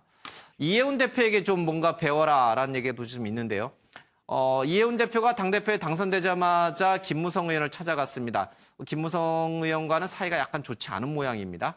예, 손님 만나고 계신다라고 하면서 면담을 거절하자 기다리겠다고 해서 30분을 기다린 끝에 김무성과 대화를 했고 도와달라라고 고개를 연신 숙였지만 김무성 대표가 답을 피했습니다. 그랬더니 당의 어른 아니시냐 매일 출근해 말씀을 듣겠다라고 매달리면서 김무성 전 대표도 허허하며 웃을 수밖에 없었다라고 합니다. 그러니까 이 강찬호 논설위원의 얘기는 안철수 의원이 당 대선 후보 시절에 배지를 단 의원들과 소통을 제대로 하지 않고 자신과 가까운 벤처기업인들, 뭐 이유미 씨, 이준서 씨, 뭐 이런 분들하고만 어울렸기 때문에 의원 따로, 후보 따로 놀아서 이 대참사가 시작이 된 것이다. 이제 그렇게 원인을 진단하고 있는 것 같아요. 일리가 있는 진단입니다. 그리고 예. 뭐 이번 대선만이 아니고 사실 돌이켜보면 그 전부터 안철수 전 후보 주변에 가까이 있던 사람들이 많이 떠났죠. 예. 보좌관 뭐 이게 비서진 포함해서 뭐 윤여준 전 장관이라든지 예. 뭐 김종인 전 의원도 마찬가지고 또 가까이는 현재 그 사무총장 맡고 있는 이태규 의원 같은 경우는 얼마나 안철수 예. 전 대표의 최측근이었습니까? 근데 뭐 대선 기간에 또 멀어졌단 말이에요. 이러한 전반적인 이런 부분들 그리고 지난 대선 과정에서 민주당 같은 경우는 후보와 당의 결합도가 예. 뭐 2012년 때와 비교할 수 없을 정도로 굉장히 강고한 상태에서 이번 대선을 치렀죠. 예. 반면에 국민의당 같은 경우는 거의 후보와 당이 뭐 물과 기름이라 글쎄 그렇게까지 예. 표현하면 좀 심할지 몰라도 어쨌건 결합도가 굉장히 낮았단 말입니다. 그러다 보니까 결국은 안철수 전 후보가 이른바 뚜벅이 유세 예. 형식으로 새로운 선거 유세 형식이라는 측면에서는 신선한 감이 있지만 예. 사실은 당 조직이 움직이지 않고 당과의 결합도가 낮다 보니까 후보로서 할 수 있는 방법이 뭐 별로 없었던 것이죠. 그렇기 때문에 취한 고육지책이라는 또 측면도 있거든요. 예. 그러니까 지금 그 중앙일보 보도에서 나온 어떤 안 전 후보와 당과의 이 소통에서의 문제점 그리고 안 전 후보 주변 인물들과의 예. 어떤 소통에서의 문제점 이런 것들 속에서 점점 고립되어 가면서 예. 안 전 후보를 따르는 그 측근 아주 측근들 소수가 움직이게 됐고 그것이 결국은 이러한 어떤 조작까지 낳게 되는 그런 예. 사태의 원인 하나로 진단한 것은 나름 타당성이 있어 보입니다. 예. 만약에 의원들과 후보가 소통이 잘 됐더라고 한다면 그리고 당 선거 조직이 의원들 중심으로 일사불란하게 움직였더라면 이런 제보가 들어왔을 때 그것을 걸러내는 검증이 좀 더 철저해질 수 있었을 것이다라는 그런 아쉬움도 남는 대목인 것 같습니다. 자, 그나저나 이거 어떻게 되는 겁니까? 이제 또 검찰 조사가 끝나면 안철수 전 대표가 입장 표명을 할 것이라는 얘기는 계속 흘러나옵니다만은 네. 그때는 너무 늦는다. 지금이라도 당장 나서서 사과하고 뭔가 이 책임을 지는 모습을 져야 된다. 이런 목소리가 계속 커지고 국민의당은 호남에서 더 고립돼 가고 있어요. 탈당도 이어지고 있고. 어떻게 되는 겁니까? 안철수 전 대표의 운명은. 안철수 전 대표는 이러나 저러나 이 엄청난 참사가 발생했는데 책임을 져야 되는 거죠. 예. 근데 그거는 지금 책임지나 나중에 검찰 수사가 발부 책임지나 어차피 책임지는 건 똑같거든요. 그렇다면 미리 선제적으로 책임지는 게 낫지 않겠습니까? 정치적으로라면. 먼저 사과를 하고 잘못됐고 그리고 예. 본인이 어느 정도까지 알고 있었는지에 대해서 정확하게 밝히는 게 중요하죠. 예. 나중에 검찰 수사가 돼서 본인의 의지와는 뜻과는 상관없이 전혀 다른 검찰 수사가 발표될 경우에 그때는 변명을 하게 되는 상황이거든요. 예. 그러니까 본인이 이 문제에 대해서 어느 정도까지 사전에 알고 있었는지 아니 속았으면 속았다고 얘기를 하든지 뭘 밝혀야 되고 그리고 그거에 대해서 정치적으로 이러이러한 책임을 지겠다라고 밝히는 게 지금 예. 순리인데 지금까지 안철수 전 대선 후보의 성향상 봤으면 끝까지 뭐가 나온 다음에 움직이거든요. 예. 미리미리 선제적으로 움직이는 경우가 드물기 때문에 이번에도 그 전례를 또 따르는 게 아닌가. 그럴 경우는 아마 최악의 선택이 될 수 있을 겁니다. 알겠습니다. 만약에 뭐 집에서 열심히 이제 언론을 TV를 보고 계시다고 하니까 이상훈 기자 얘기를 들었을 겁니다. 예. 자, 넘어가겠습니다. 경향신문입니다. 최순실 국정농단 불거지자 박근혜에게 우병우 책임 떠넘겼다라고 하고 있습니다. 어제 이 장시호 씨가 이 증인으로 나왔습니다. 그리고 우 전 수석과 관련해서 이런저런 증인을 좀 증언을 했는데 우 전 수석이 장 씨에게 대해서 저를 아시냐라고 물었고 장 씨는 모른다라고 대표했습니다. 그렇지만 이 장시호 씨가 최순실과 관련된 우병우 전 수석과 최순실의 관계를 증명할 수 있는 여러 가지 증언을 했습니다. 식사 도중에 이모 최순실이 어디론가 전화해서 민정과 이야기할 수 있는 곳이라는 연락처를 받았다. 이모가 식당 무선 전화기로 그 연락처로 전화한 뒤에 이 사건을 민정에서 해결해줘야 한다. VIP가 덮어줘야지 유연히 아빠인데 죽일 수 없다라고 증언을 했다고 합니다. 그리고요, 이 문체부 자천인사 자료를 받고 윤전추 전 청와대 행정관에게 최순실이 서류를 전달했는데 다음 날 문체부 1차관이 바뀌었습니다. 그러자 이 김종 전 차관이 장 씨에게 최순실을 가리켜서 대단하시네요라고 말했다고 합니다. 자, 이 민정 쪽에 뭔가 서류가 전달되면 차관이 바뀌고 민정 쪽에 뭔가 얘기를 하면은 어떤 사건이 덮이는 그런 것을 장 씨가 옆에서 보고 있었다는 거죠. 그걸 이제 증언한 셈이 됐습니다. 잠깐 들어보겠습니다. 네, 안녕하세요. 혹시 인사 파일에서 최순실 씨 메모 혹시 보셨는지요? 이쪽으로 가시는 거예요? 이쪽으로 가시는 거예요? 문체부 파일에서 달달이 좀 걸리겠습니다.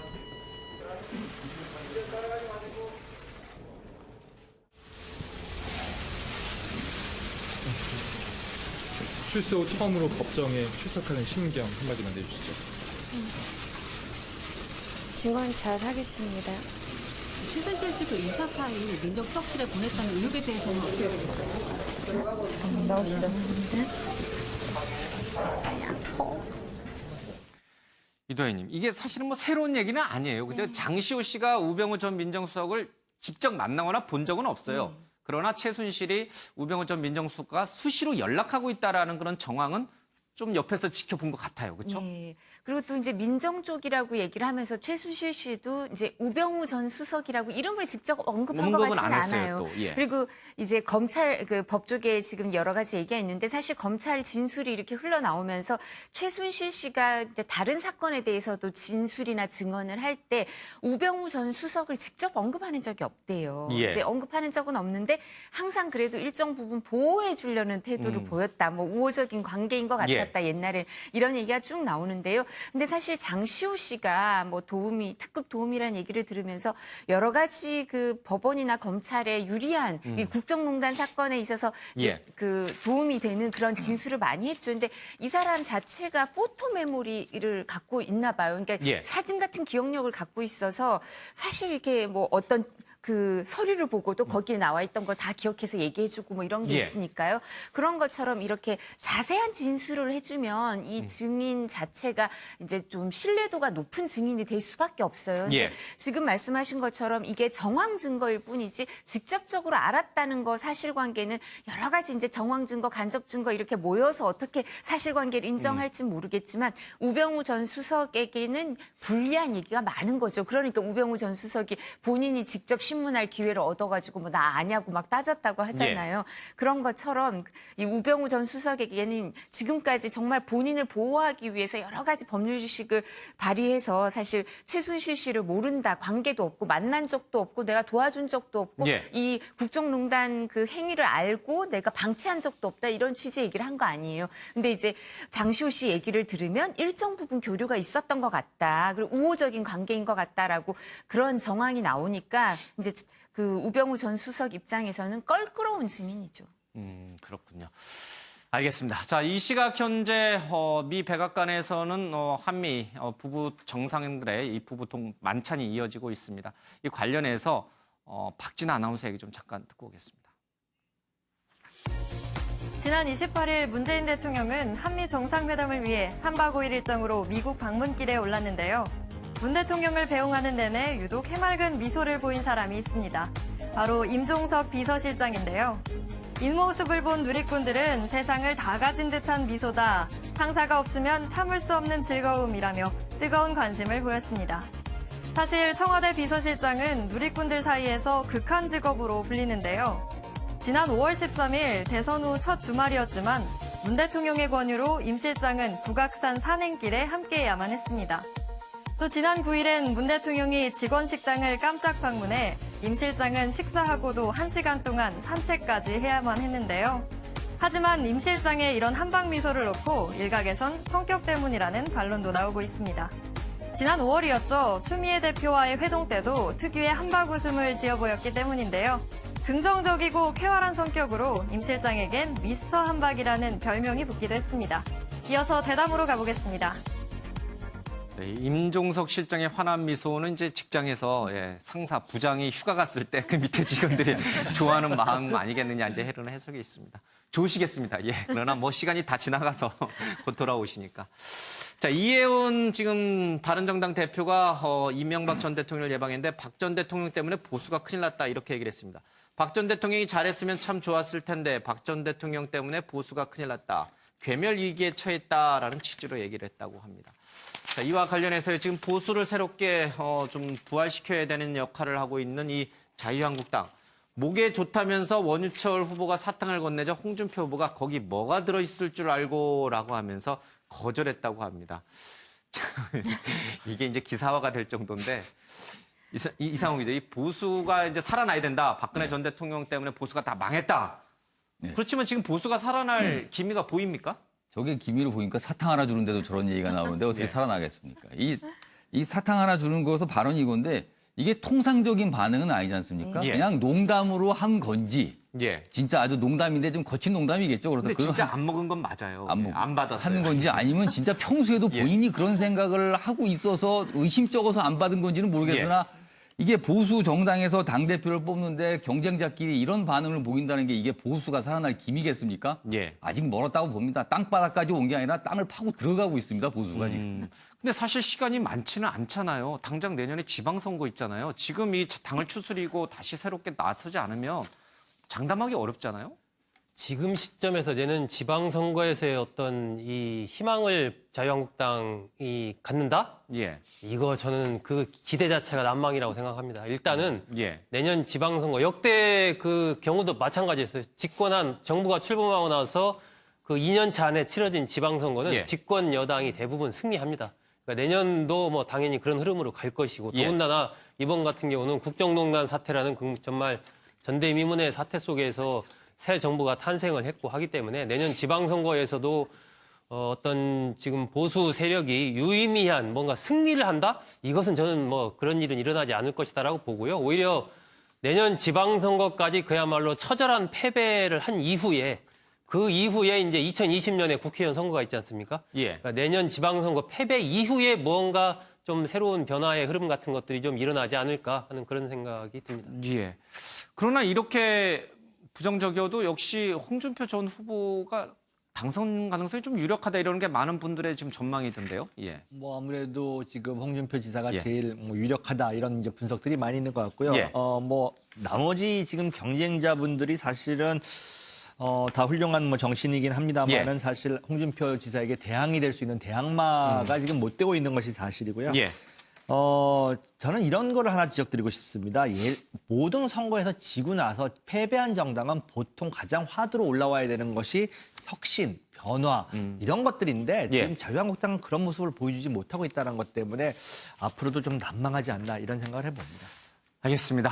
오늘은 백악관 한미 정상회담 이 만찬 얘기로 조금 시간이 많이 좀 끌었던 것 같습니다. 오늘 여기서 좀 정리해야 될 것 같습니다. 시청해주신 여러분 고맙습니다. 있을 수 없는 일이다라는 식으로 매듭을 져놨어요. 다만 대화를 할 경우에 다른 조치를 취할 수가 있는 거지 그 부분은 아니다라고 명확히 선을 그었거든요. 그건 아마 미국이 듣고 싶어 하는 소리 중에 하나일 겁니다. 그러니까 그 얘기를 해줬고요. 그리고 장지로 전투 가서 미국이 한반도에 특히 남한에 기여한 공에 대해서 높이 치하를 한다는 얘기를 한 거거든요. 그럼 미국 입장에서는 듣기 좋은 소리를 한 거거든요. 그래서 그런 소리를 밑으로 깔고 갔기 때문에 트럼프 대통령하고 만나서 구체적으로 어떤 얘기가 나오지만 일단 분위기 잡은 건 분명합니다. 다만 이제 문제점은 과연 정상회담에 사드 문제가 포함이 될 것인지 말 것인지 얘기가 있거든요. 미국 쪽에서는 아마 정치권에서 트럼프 대통령한테 이거를 정상회담에서 아예 매듭을 저라고 요구를 하고 있는 상황이고요. 우리 정부 쪽에서는 가능한 한 이게 정상회담 의제로 안 올라갔으면 하는 겁니다. 주의제에서 빠졌으면. 가능한 실무진 차원에서 그냥 여러 논의를 거쳐서 매듭을 줘야지 대통령과 대통령 입에서 사드 얘기가 나오는 순간 이거는 자칫 잘못될 수가 있는 거거든요. 그래서 그 부분에 대한 걱정이 좀 남아있고요. 또 한 가지는 대북 문제. 문재인 대통령은 무슨 군사훈련 얘기 이런 거를 이제 미국과 어떤 공조를 맞췄지만 기본적으로 북한 문제를 대화로 풀어야 된다는 생각을 굳게 갖고 있거든요. 반면에 트럼프 대통령은 대화보다는 압박이 우선이라는 걸 갖고 있기 때문에 완전히 다른 메커니즘을 갖고 있거든요. 정상회담에서 그 문제를 얘기를 할 텐데 그게 아주 조화롭게 뭔가 이 성명 형태로 나타나야지 잘못해서 둘이 두 사람이 이견을 보였다는 식으로 나오면 이건 예. 큰일 나는 문제거든요. 그래서 이 두 가지 문제를 어떻게 정상회담에서 슬기롭게 넘길지. 예. 그러니까 100% 타협은 안 될 거지만 넘겨야 되는 문제거든요. 예. 그래서 그 부분은 좀 기다려봐야 됩니다. 문재인 대통령과 트럼프 대통령이 사실 임기를 같이 하게 되잖아요. 같이 이제 풀어나가야 되는 시점이고 이제 두 분 모두 이제 임기 초고. 그런데 한미 간의 이 쟁점이 되고 있는 북핵 문제, 또 사드 문제, 한미 FTA 문제, 이건 미국과 한국이 입장 차이가 분명히 존재하는 부분이거든요. 이거를 첫 회담에서 완벽하게 합의를 이룬다? 이건 사실 기대하기 어렵잖아요.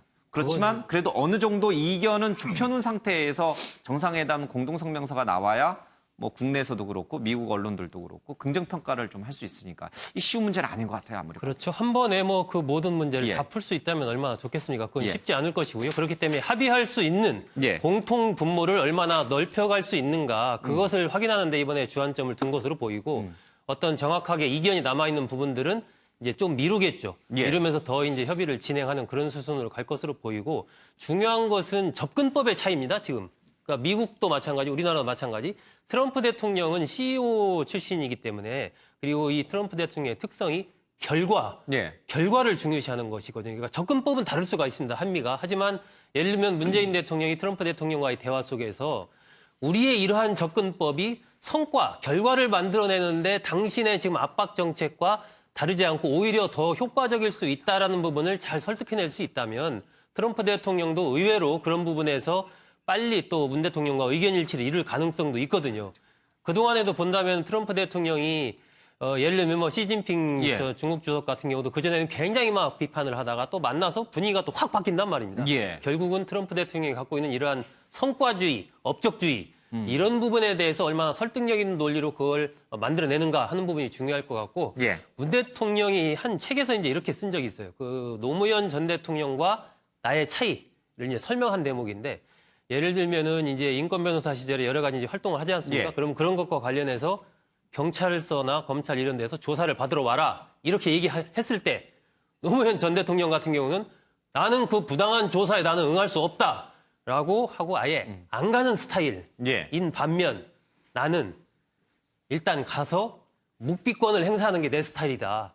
이렇게 이제 노무현 전 대통령과 문 대통령 자신의 스타일을 비교 설명한 것을 제가 읽은 기억이 나는데 그러니까 한미 동맹 관계든 어떤 부분이든 간에 문 대통령의 스타일은 기존의 어떤 시스템, 기존의 체계, 이 속에서의 어떤 개선 이런 것을 이제 모색해가는 그 속에서 할 수 있는 역할을 찾아가는. 일단은 인정하는 거군요. 그렇습니다. 틀 자체를 거부하는 게 아니고. 그렇습니다. 그렇기 때문에 저는 한미 동맹의 큰 틀 자체는 훼손될 가능성은 거의 없다라고 보여지고 이번에 이제 문 대통령이 그러한 단순히 이게 서명에서 맺은 게 아니고 피로 맺은 동맹이다라고 한 것도 결국은 그러한 한미 동맹의 중요성을 충분히 인식하고 있다. 뭐 그렇게 저는 봅니다. 알겠습니다. 뭐 이번 정상회담이요. 굳이 문재인 정부의 성공이냐 아니냐 그거를 떠나서 한반도에도 굉장히 중요한 변곡점이 될 수 있는 정상회담인 만큼 좋은 결과가 좀 왔습니다.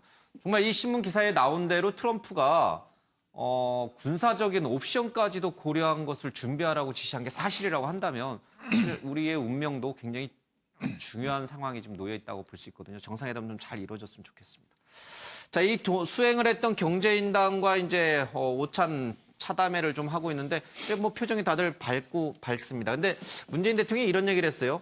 기업인과 악수하는 문 대통령, 나는 친기업이다 이런 얘기를 좀 했고요. 나는 친노동 맞다. 그러나 기업 변호사도 오래 했다라고 하면서 일각에서 지금 제기되고 있는 글쎄요, 뭐 노동자 편에 쓸 거 아니냐 이런 이제 우려를 좀 불식시키려고 노력을 하는 모습입니다. 잘 분위기가 잘 맺어진 거죠?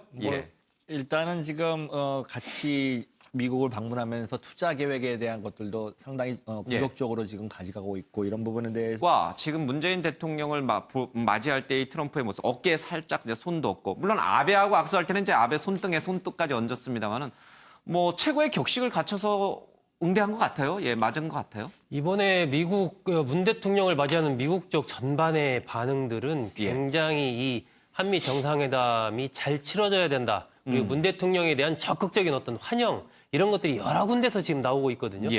상하원 쪽에서도 마찬가지고 지금 트럼프 대통령의 모습도 마찬가지고 저런 부분들은 결국 이제 한미 간의 어떤 이견이 노출된다거나 이런 부분들이 이 어떤 미국의 세계 전략 차원에서도 좋지 않고 또 우리 입장에서도 마찬가지거든요. 그러니까 뭐 나중에 이제 기자들 일문일답 안 하기로 한 것도 마찬가지고 예. 전반적으로 이번 한미 정상회담의 핵심적인 어떤 단어는 동맹 강화 이거거든요. 그러니까 예. 그것을 위해서 모든 것들이 맞춰지고 있는 것이고 미국 쪽에서도 그런 이제 국회의원들이 분위기를 자꾸 이제 많이 예. 띄우고 있는 그런 현상들을 마찬가지로 지금 트럼프 대통령도 보여주고 있는 것이 아닌가 예. 생각이 됩니다. 그런데 뭐 이게 만찬장에서 이제 김정숙 여사가 진짜 성악을 전공하셨으니까 노래를 하실지 잘 모르겠습니다만 뭐 그런 전망도 있었어요. 예.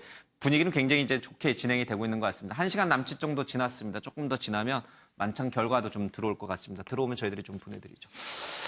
문 대통령이 장진호 전투 행사에 참여한 뒤에 돌아가는 도중에 이 교민들이 이제 환영하고 있어서 차에서 잠깐 내려서 이렇게 이제 사진을 찍었는데 교민들의 반응이 여기 보니까 잘하니까 잘할 거니까 잘해야만 하니까 닥치고 지지 이런 얘기도 있고요.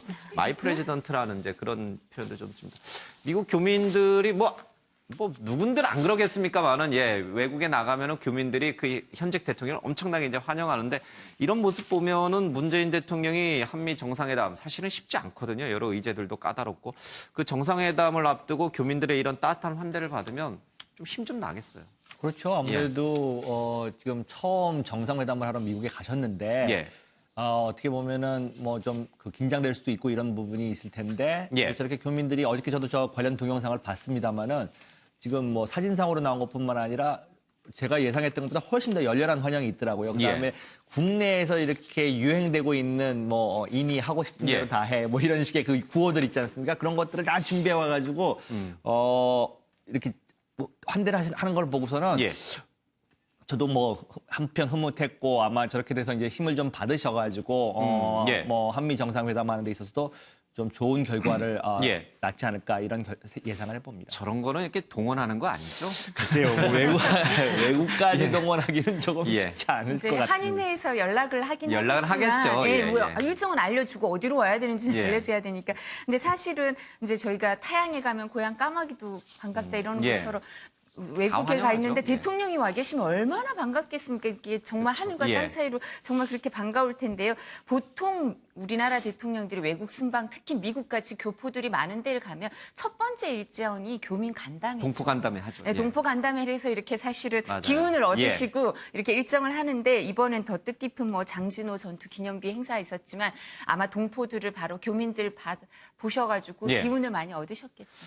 박근혜 전 대통령이 미국 갔을 때는 사실 뭐 화면에 잘 안 잡혔지만 시위도 있었거든요. 네네. 뭐 여러 가지 이제 현안과 관련해서 이제 미국 교민들의 시위도 있었지만 이번에는 글쎄 그게 있었는지 잘 모르겠지만 어쨌든 지금 사진상으로만 보면은 굉장히 환영하는 모습만 좀 비치고 있습니다. 그러나 이렇게 뭐 정상회담이 꽃길만은 아닐 거예요. 이제 앞으로 이제 굉장히 험난한 길을 오늘 밤에 아마 하게 되지 않을까 싶습니다. 자, 문 대통령 한미 동맹은 전쟁의 포화 속에서 피로 맺어졌다. 몇 장의 종이 위에 서명으로 맺어진 약속이 아니다. 대한민국은 여러분과 부모님의 희생과 헌신을 기억하고 있다. 감사와 존경의 기억은 영원히 계속될 것이다. 이 장진호 전투에 참여했던 이 옴스테드 중장은요, 3일 동안 눈보라가 왔고 길을 찾지 못하고 있었는데 새벽 1시쯤에 눈이 그치고 별이 보이기 시작해서 그 별을 보고 길을 찾을 수 있었다라고 회고하고 있습니다. 참으로 가슴 벅찬 감사와 감동의 시간이었다라는 얘기를 좀 하고 있고요. 옴스테드 장군 앞에서 절로 고개가 숙여졌다라고 합니다. 90도로 인사한 그 이유를 설명하고 있습니다. 이상훈 기자, 네. 지금 사실 문재인 대통령의 이제 미국 방문을 앞두고 네. 뭐 여러 이제 해묵은 논쟁입니다. 뭐 자주파니 동맹파니 뭐 그런 얘기도 나와 있고 친민이 반민이 또 이런 이제 대립구도도 이제 형성이 돼 있었는데 생각했던 것보다 미국에 가서 한미 동맹을 굉장히 강조한 걸 보면 약간은 그런 우려를 좀 불식시킬 수 있지 않을까. 그러니까 마치 문재인 대통령을 반미주의자 내지는 자주파 뭐 이렇게 보는 시각을 조금은 완화시킬 수 있지 않을까 이런 생각도 좀 들어요. 사실 미국과 관련돼서 이제 안보 관련, 특히 북한 예. 관련해서 시각차가 있다라는 얘기가 끊임없이 나오지 않습니까? 예. 그거에 대해서 이번 방문의 목적은 한미가 만나서 여전히 굳건한 동맹이다. 이거를 확인하면 되는 그 자리거든요. 예. 근데 그 확인하기 위해서는 분위기를 잡아줘야 되는데 문재인 대통령이 지금 방금 앞에도 이 기내, 예. 그 방미하는 그 비행기 내에서 기자 간담회를 하는데 그 내용 중에 하나가 계속 논란이 됐던 북한이 핵을 동결할 경우에는 한미 군사훈련을 중단할 수 있다. 이 부분에 대한 질문이 기자들이 나왔거든요. 그래서 물론 이제 문재인 대통령이 굉장히 껄끄러운 질문을 받은 겁니다. 그렇지만 거기서 한미 동맹이 중단한 이거는 그런데 그 적자들은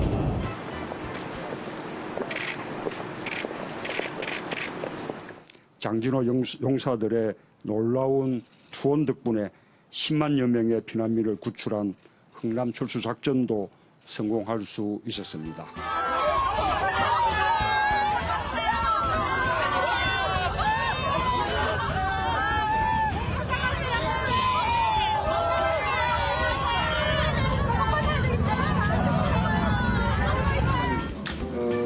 초에 G20대에 가게 되면 또 따로 보거나 한 거랍니다.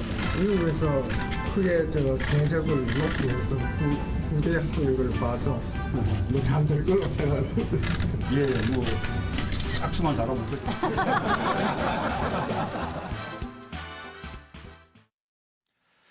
예, 지금 이 시각 현재 이 백악관에서는 부부 동반 만찬이 이루어지고 있습니다. 제가 앞서 잠깐 이제 정상회담이라고 얘기했는데 정상회담은 좀 아니고요. 이상훈 기자, 지금 이제 만찬이 한참 진행되고 있는데 지금 이제 만찬장에 들어서는 모습까지는 이제 좀 나왔습니다. 분위기는 꽤 괜찮을 거라는 전망은 좀 있어요. 사실은 이번 대통령 미국 방문이 어느 대통령 때보다 사실은 걱정이 많았습니다. 왜냐하면 한미 간의 관계가 갈등이 있는 거 아니냐. 그리고 현안이 굉장히 많았기 때문에 이게 두 조율이 어렵지 않겠느냐 이렇기 때문에 걱정이 많았는데 일단 만찬 직전까지 하루 정도 일정이 있었거든요. 도착을 해서 바로. 근데 뭐 우리나라 색깔로 할 수도 있고 아니면 이제 민주당의 색깔로 할 수도 있죠. 그래서 약간 그런 상징성을 갖고 있는데 반면에 트럼프 대통령은 공화당 출신이거든요. 제가 알기로는 공화당은 붉은색 계통의 원래 붉은색 넥타이 매는 거 좋아하잖아요. 그런데 파란색을 맨 걸 봐서는 아마 문재인 대통령에 대한 어느 배려를 좀 넥타이로 표시한 게 아닌가 어렴풋이 짐작은 됩니다. 아직 정확한 건 아닙니다만. 그래서 일단은 만찬이기 때문에 정상회담은 우리 시간으로 오늘 밤 11시 정도에 잡혀 있거든요. 그러니까 그 사이에 만찬은 일단 환대를 하고 상대에 대한 호의를 하는데 제가 제일 궁금한 거는 만찬장에서 악수를 여러 번 했을 거거든요. 근데 트럼프 대통령은 사실 악수 갖고 악명이 높기로 좀 유명하거든요. 기선제압. 어떤 식의 악수 장면을 펼쳤는지는 아직 나오지 않고 있습니다. 지금 나오고 있는데 여러 번 이제 자꾸 했는데 막 그 마크롱 프랑스 대통령과 할 때처럼 막 꽉 잡고 신경전 벌이는 건 아니었어요. 그러면은 뭐 어느 정도 배려한 것 같아서 그래서 이후에 이제 어떤 모습이 나올지는 한번 궁금합니다. 지금 이제 만찬이 7시부터 시작이 돼서 1시간 정도가 좀 흘렀습니다. 이제 뭐 조금 더 지나면 이제 만찬이 끝나겠습니다만 그 그림이 조금씩 들어오고 있습니다. 이제 해석하기 나름인데 이제 이상훈 기자 말한 대로 트럼프 대통령이 붉은색 넥타이를 주로 많이 맸거든요. 근데 파란색 넥타이를 매서 문재인 대통령 같은 색깔을 맞췄다는 거. 그리고 멜라니 여사의 흰색 의상도 사실 이게 뭐 해석하기 나름입니다만은 우리가 또 백의의 민족 아니겠습니까? 우리 한국인이 가장 좋아하는 색깔이 흰색, 파란색, 그리고 붉은색, 뭐 태극기를 상징하는, 그런 거 보면 또 이렇게 우리 한국의 어떤 전통적인 색깔, 또 문재인 대통령이 좋아하는 넥타이 색깔을 일부러 이 트럼프나 멜라니 여사가 맨 거 아닌가, 이렇게 또 우리는 또 자의적으로 해석은 또 할 수 있는 것 같아요. 그렇습니다. 뭐 지금 아무래도 미국이 이제 그 주인이 되는 나라니까 아마 손님에 대한 배려 이런 부분들이 아마 곳곳에 묻어나는 것 같은데 제가 잘 모르겠습니다. 저런 것까지 사실 사전에 협의가 되는지는 잘 모르겠습니다. 그렇겠죠? 무슨 색 넥타이를 맬 거냐. 왜냐면은 넥타이 색깔 그다음에 퍼스트 레이디들의 어떤 의상 이런 것들이 많이 회자된다는 것은 양쪽이 다 알고 있기 때문에 신경은 쓰는데 그 푸른색 계통으로 파란색 계통으로 뭐 신뢰 안정감 이런 얘기 하시는 것 같은데요. 그래서 아마 비행기 트랩에서 내릴 때도 흰색 옷에 그 푸른색 무늬가 들어간 그림이 들어간 나무 그림이 들어간 옷을 입으셨고 그리고 또 이번에 또 그 만찬 일정에서 쪽빛이라고 하거든요. 저 색깔을 쪽빛 그 두루마기랑 밑에 치마를 보면 조금 더 남색이 나는 그 옷을 입고 계시는데요. 사실 그 루이 14세 때부터 패션은 메시지라는 걸 알고 있거든요. 그런 책들이 쭉 패션에 관한 책을 보면 그런 얘기가 나와요. 그렇기 때문에 뭐 영부인들은 특히 이 부분에 대해서는 그러니까 외국을 순방할 때는 의상 컨셉이 그럴 수밖에 없다. 그러니까 전통 뭐 현대를 만나다 지금 이렇게 얘기하시는데 아니면 색깔에 대해서도 그렇게 메시지라고 생각을 하는 거고요. 미국 멜라니아 트럼프 여사도 뭐 사실은 톱 모델 출신이니까 이게 의상이 메시지라는 걸 모를 리가 없죠. 그래서 시진핑 주석이 오고 중국에서 왔을 때는 중국 사람들이 좋아하는 레드로 그 발렌티노 의상을 좀 수선해서 입었거든요. 그러니까 이번에도 이렇게 그 절개선을 보면 사실 패션 하는 사람들은 사람들은 저 옷이 어느 옷인지 알아요. 예. 그래서 그렇게 흰색 옷을 입은 게 일정 부분 아마 우리나라 사람들이 흰색을 좋아한다 이런 부분에 대해서 다 밑에서 보고를 올렸을 테니까 배려했을 가능성도 클 것 같습니다. 알겠습니다. 뭐 이게 순전히 이제 자의적인 해석이라 네, 예. 그렇습니다. 뭐 실제로 이제 그래가지고 이제 저런 옷들을 입었는지는 잘 모르겠습니다만 어쨌든 뭐 옷까지도 아주 세세하게 준비를 해서 정말 이 한미 정상회담을 잘 해야겠다라는 의지는 좀 엿보이는 대목이 있는 것 같습니다. 앞서 만찬을 하고 있는 그 모습이 좀 나왔는데 트럼프 대통령이 굉장히 이제 환한 모습으로 문재인 대통령 부부를 이제 영접하는 모습이 좀 있었어요. 문재인 대통령이 사실 영어를 그렇게 뭐 썩 유창하게 잘하는 건 아니어서 좀 침묵하는 모습이 많이 나오긴 했습니다만은 과거 다른 대통령들을 맞이할 때 트럼프의 모습 아마 문재인 대통령도 어느 정도의 존중하고 이런 부분이 있을 겁니다. 근데 이제 친기업이다라는 말 자체가 지금 어떻게 해석돼야 될지는 잘 모르겠습니다. 사실은 지금 재벌개혁 이런 이야기들이 지금 공정위를 중심으로 해가지고 이제 그 적폐 청산의 하나로서 이야기가 되고 있는데 사실은 그런 것들이 다 사실은 어떻게 보면 친기업적인 겁니다. 기업은 잘 되라. 기업은 정말 세계 곳곳에 나가가지고 수출도 하고 돈 외화도 벌어들이고 하되 다만 오너들과의 관계, 오너들이 잘못되는 악행들 이런 것들은 좀 규제하겠다. 이런 것들이 이제 경제 민주화, 재벌 개혁이기 때문에 나는 친기업이다. 이 부분은 원칙적으로 제가 보기엔 틀린 말은 아니다라고 생각을 하고 있습니다. 예. 좀 뭐 기업인들과도 좋은 관계를 유지하고 사실 이제 비정규직 문제라든지 노동 문제도 국내에서 뜨거운 현안인 만큼 대통령이 중심을 좀 잘 잡아야 될 것 같습니다. 앞서 잠깐 이제 김정숙 여사 패션 얘기를 했는데 이 버선코 신발을 특별히 이제 이 김정숙 여사가 아이디어를 제공해서 만들었다고 합니다. 이 전통과 현대를 좋아하는 의미다. 한국적 미를 상징한다. 이런 얘기를 좀 하고 있습니다. 이 옷에 그려진 이 나무는 유명한 화가의 작품인 것 같은데 좀 힘들어하는 스트레스에 지친 현대인을 좀 치유하는 그런 목적을 좀 갖고 있다고 합니다. 매번 이제 언론들이 이제 해외 이런 정상 순방을 나가게 되면 이제 레이디 퍼스트의 의상에 대해서 사실 관심을 좀 많이 가져요. 박근혜 대통령은 특히 이제 본인이 이제 대통령이었던 만큼 더 많이 관심 가졌는데 뭐 여기서 논평하기 참 어렵긴 합니다만 뭐 무난해요. 예. 뭐 저 정도 무난하죠. 그리고 약간 한국 특징, 외국인들이 봤을 때 한국의 느낌이 좀 난다. 한국이 저런 느낌인가라는 걸 기본 성공한 거고 사실 그리고 순방 때마다 이 대통령이나 영부인의 이제 복장에 대해서 기사가 많이 나오는데 사실 청와대 쪽에서 보도자를 굉장히 자세하고 상세하게 만듭니다. 그래요? 그래서 그걸 사전에 공개 절대 안 하고요. 왜냐하면 미리 새 나가면 안 되니까. 그래서 비행기가 타서 현재 도착하면은 국내도 뿌리고 현재도 뿌리거든요. 보도자를 아주 상세하게 그리고 부탁을 합니다. 이번 영부인 왔는데 이런 걸 기사로 가능하면 가급적 다뤄주셨으면 고맙겠습니다 정도의 요청을 하죠. 그래서 그런 요청을 받은 언론사들이 굳이 여러 가지 순방 관련 기사도 많이 좀 써야 되고 하는 상황에서 이런 거는 옆에서 이렇게 간단하게 읽을 거리 정도의 기사 정도로 다루는 경향이 있는데 이번에도 사실 그런 거 있으면서 특히 버선코 휴즈라는 걸 의미부여를 좀 많이 했죠. 그런데 청와대의 굉장한 노력이 반영된 것 같습니다. 이게 기자들이 이렇게 눈썰미가 좋아서 이게 찾아가지고 기사 쓴 게 아니고 청와대에서 친절하게. 물론 눈썰미가 좋은 기자도 있지만 대부분의 제가 알기로는 기자들이 이렇게 눈썰미가 좋지는 않습니다. 그러니까 청와대에서 이제 상세하게 보도자료, 설명 자료를 내놓는군요. 근데 사실 영부인이 주목받을 수 있는 게 이제 순방에서 이런 그 역할들이 또 주목을 받을 수밖에 없고요. 그리고 또 무엇보다도 이렇게 부드럽게 하는 외교를 부드럽게 하는 데 있어서도 일정 부분 역할을 하실 수밖에 없고요. 그리고 사실은 이런 패션과 관련된 사업에 큰 영향을 미치거든요. 그리고 또 우리의 문화를 알리는 데 있어서 상대국에게도 큰 좋은 긍정적인 효과를 미칠 수 있기 때문에 저는 이런 보도를 하는 게 이제 우리나라에도 유리하고 일정 부분 긍정적인 게 아닌가 싶은데요.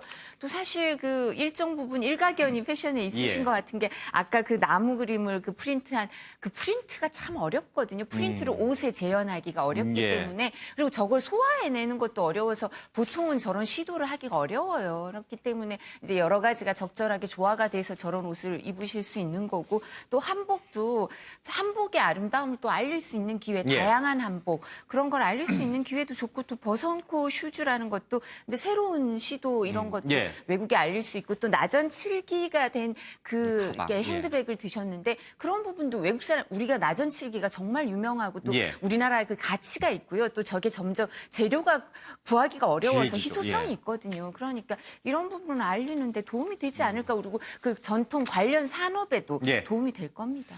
알겠습니다. 이 딱딱해질 수 있는 한미 간의 첨예한 쟁점 때문에 딱딱해질 수 있는 정상회담 분위기를 김정숙 여사가 좋은 패션으로 조금 더 완화시켜준다면 그것도 좋은 일인 것 같습니다. 가서 또 바쁘게 하시는 일도 많은 것 같아요. 자, 넘어가겠습니다. 국민의당 이준서 대선 전에 이유미 제보 박지원에 보고했다라는 얘기를 하고 있습니다. 5월 1일입니다. 5월 5일 날 이 이제 발표가 있었는데 그 전인 5월 1일 날 준용 씨 관련 제보를 박지원 전 대표에게 메신저 앱 바이버로 전송을 했다라고 하고 있습니다. 그러나 박 전 대표는 자신의 휴대전화를 비서관이 갖고 다녀서 인지하지 못했다라고 합니다. 이준서 전 최고위원이 박지원 의원에게 보낸 문자를 보니까요. 대화명 빵빵, 세모는 준용 씨와 함께 파슨스에서 공부했던 친구들입니다. 준용은 돈을 물 쓰듯이 쓰는 것, 고용정보에도 아빠가 넣으라고 해서 넣었다고 합니다. 박지원 대표님, 어떻게 하면 좀 더 이슈를 만들 수 있을까요? 라고 메시지를 보냈다고 합니다. 그런데 박지원 전 대표는 당일날 제주에 있었고 이 문자가 왔던 휴대전화는 비서관이 갖고 있었고 다른 장소에 있었다. 그래서 자신은 그 문자를 보지 못했다 얘기를 하고 있습니다. 이유미 씨의 변호를 맡고 있는 안철수 전 대표의 이른바 측근이라고 불리는 송강 변호사 소속 변호사는 이유미 씨가 자기를 찾아와서 눈물을 흘리면서 살려달라고 하더라라고 해서 자기가 마지못해 재판을 맡았다라는 얘기를 하고 있습니다. 이준서, 박지원에게 제보 전달 후 자문구에 박 못 받았다. 이제 진실 공방으로 좀 커져. 시청자 여러분 안녕하십니까. 하츠맨 매일경제입니다. 오늘 조간신문에 실려있는 사진과 만평부터 좀 보겠습니다. 중앙일보 1면입니다.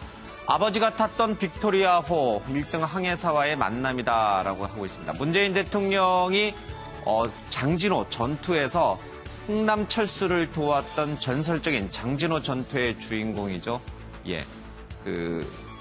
제가 이름이 갑자기 생각이 안 납니다. 이 러니 제독을 만나서 이제 얘기를 했는데 90도로 노병에게 인사도 했고요. 그리고 이 흥남 철수 당시에 사진도 보여주면서 좋은 시간을 좀 가졌다고.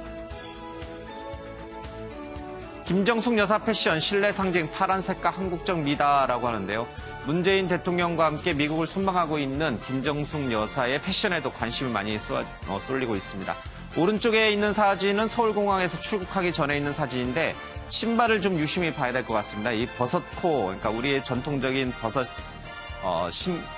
신을 이제 상징해서 만든 작품이고요. 그 오른쪽은 나무가 그려져 있는 옷을 가디건을 입고 있죠. 현대인에게 좀 치유를 상징하는 의미라고 합니다.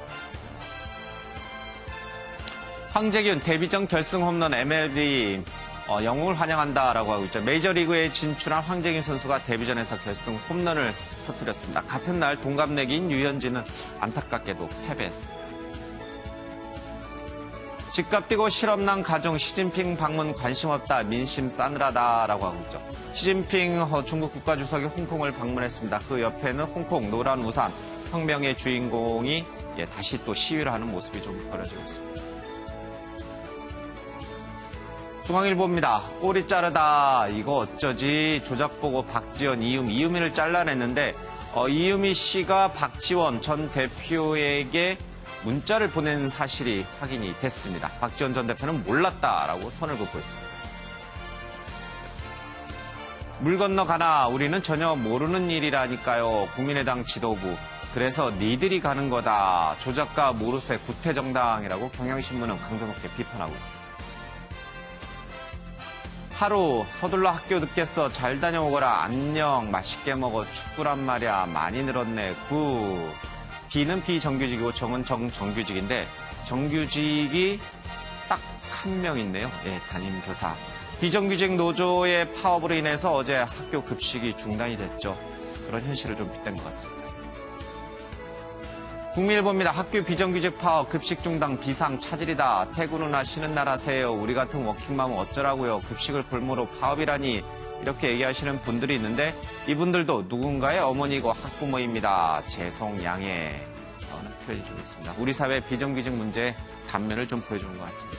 자, 오늘 함께해 주실 분들 소개해드리겠습니다. 이상훈 매일경제신문 정치부 기자, 정치사이트 레이더피의 팀장입니다. 이지수 변호사, 이두아 전 국회의원, 소종섭 전 시사저널 편집국장이 함께합니다. 어서 오십시오. 안녕하세요. 안녕하세요. 자, 먼저 이 문재인 대통령의 미국 방문 소식부터 좀 보겠습니다. 지금 이 시각 현재 정상회담이 열리고 있습니다. 문 대통령 오늘 트럼프와 회담을 한다라고 하는데 가장 이상적인 것은 원샷의 완전한 북핵 폐기로 가는 것이지만 현실적으로 쉽지 않을 것이다. 최소한 북한이 추가적으로 핵, 미사일 도발을 하지 않고 핵 동결 정도를 약속해야 대화할 수 있다는 얘기를 하고 있습니다. 우리는 동결과 대화 그리고 폐기라는 이런 해법으로 좀 가고 있습니다만은 미국은 그렇지가 않습니다. 우리는 과거에 실패한 접근법을 되풀이할 수 없다. 트럼프 대통령은 그러지 말 것을 지시했다라고 얘기를 하고 있습니다. 미국이 얘기하고 있는 새로운 해법이라고 하는 것은 대북 군사 옵션까지도 포함된 것으로 보입니다. 트럼프가 누구도 원하지 않는 대북 군사 옵션을 준비하라고 지시한 사실이 다시 확인이 됐습니다. 이 위에는요, 포화 속에 피로 맺은 한미 동맹이다. 종이 몇 장 서명으로 된 게 아니다라는 문재인 대통령의 장진호 전투 기념비 찾아서 헌화하는 모습까지 좀 실려 있습니다. 2003년 노 전 대통령은 사진 찍으러 미국에 가지 않겠다라고 얘기했지만 미국에 가서는 한미 동맹을 강조했고요. 문재인 대통령 역시 미국에 가가지고 이 장진호 전투기 앞에서 한미 동맹을 여전히 좀 강조했습니다. 문 대통령은 알려지지 않은 얘기를 하면서 제 어머니 말씀에 의하면 이 빅토리아호, 그러니까 흥남 철수할 때 이제 되죠. 항해 도중인 12월 24일 미군들이 피난민들에게 크리스마스 선물이라면서 사탕을 하나씩 나눠줬다고 합니다. 비록 사탕 하나이지만 그 참혹한 전쟁통에 그 많은 피난민에게 크리스마스 선물을 나눠준 따뜻한 마음씨가 늘 고마웠다라고 기사를 쓰고 있습니다.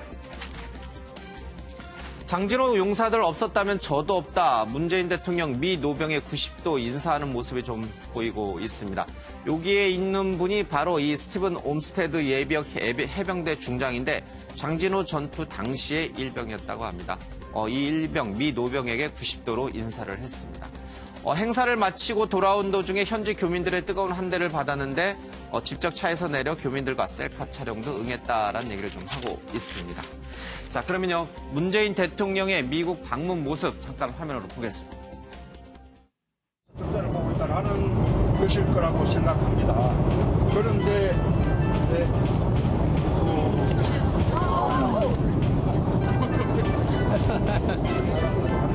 잠시 멈추겠습니다.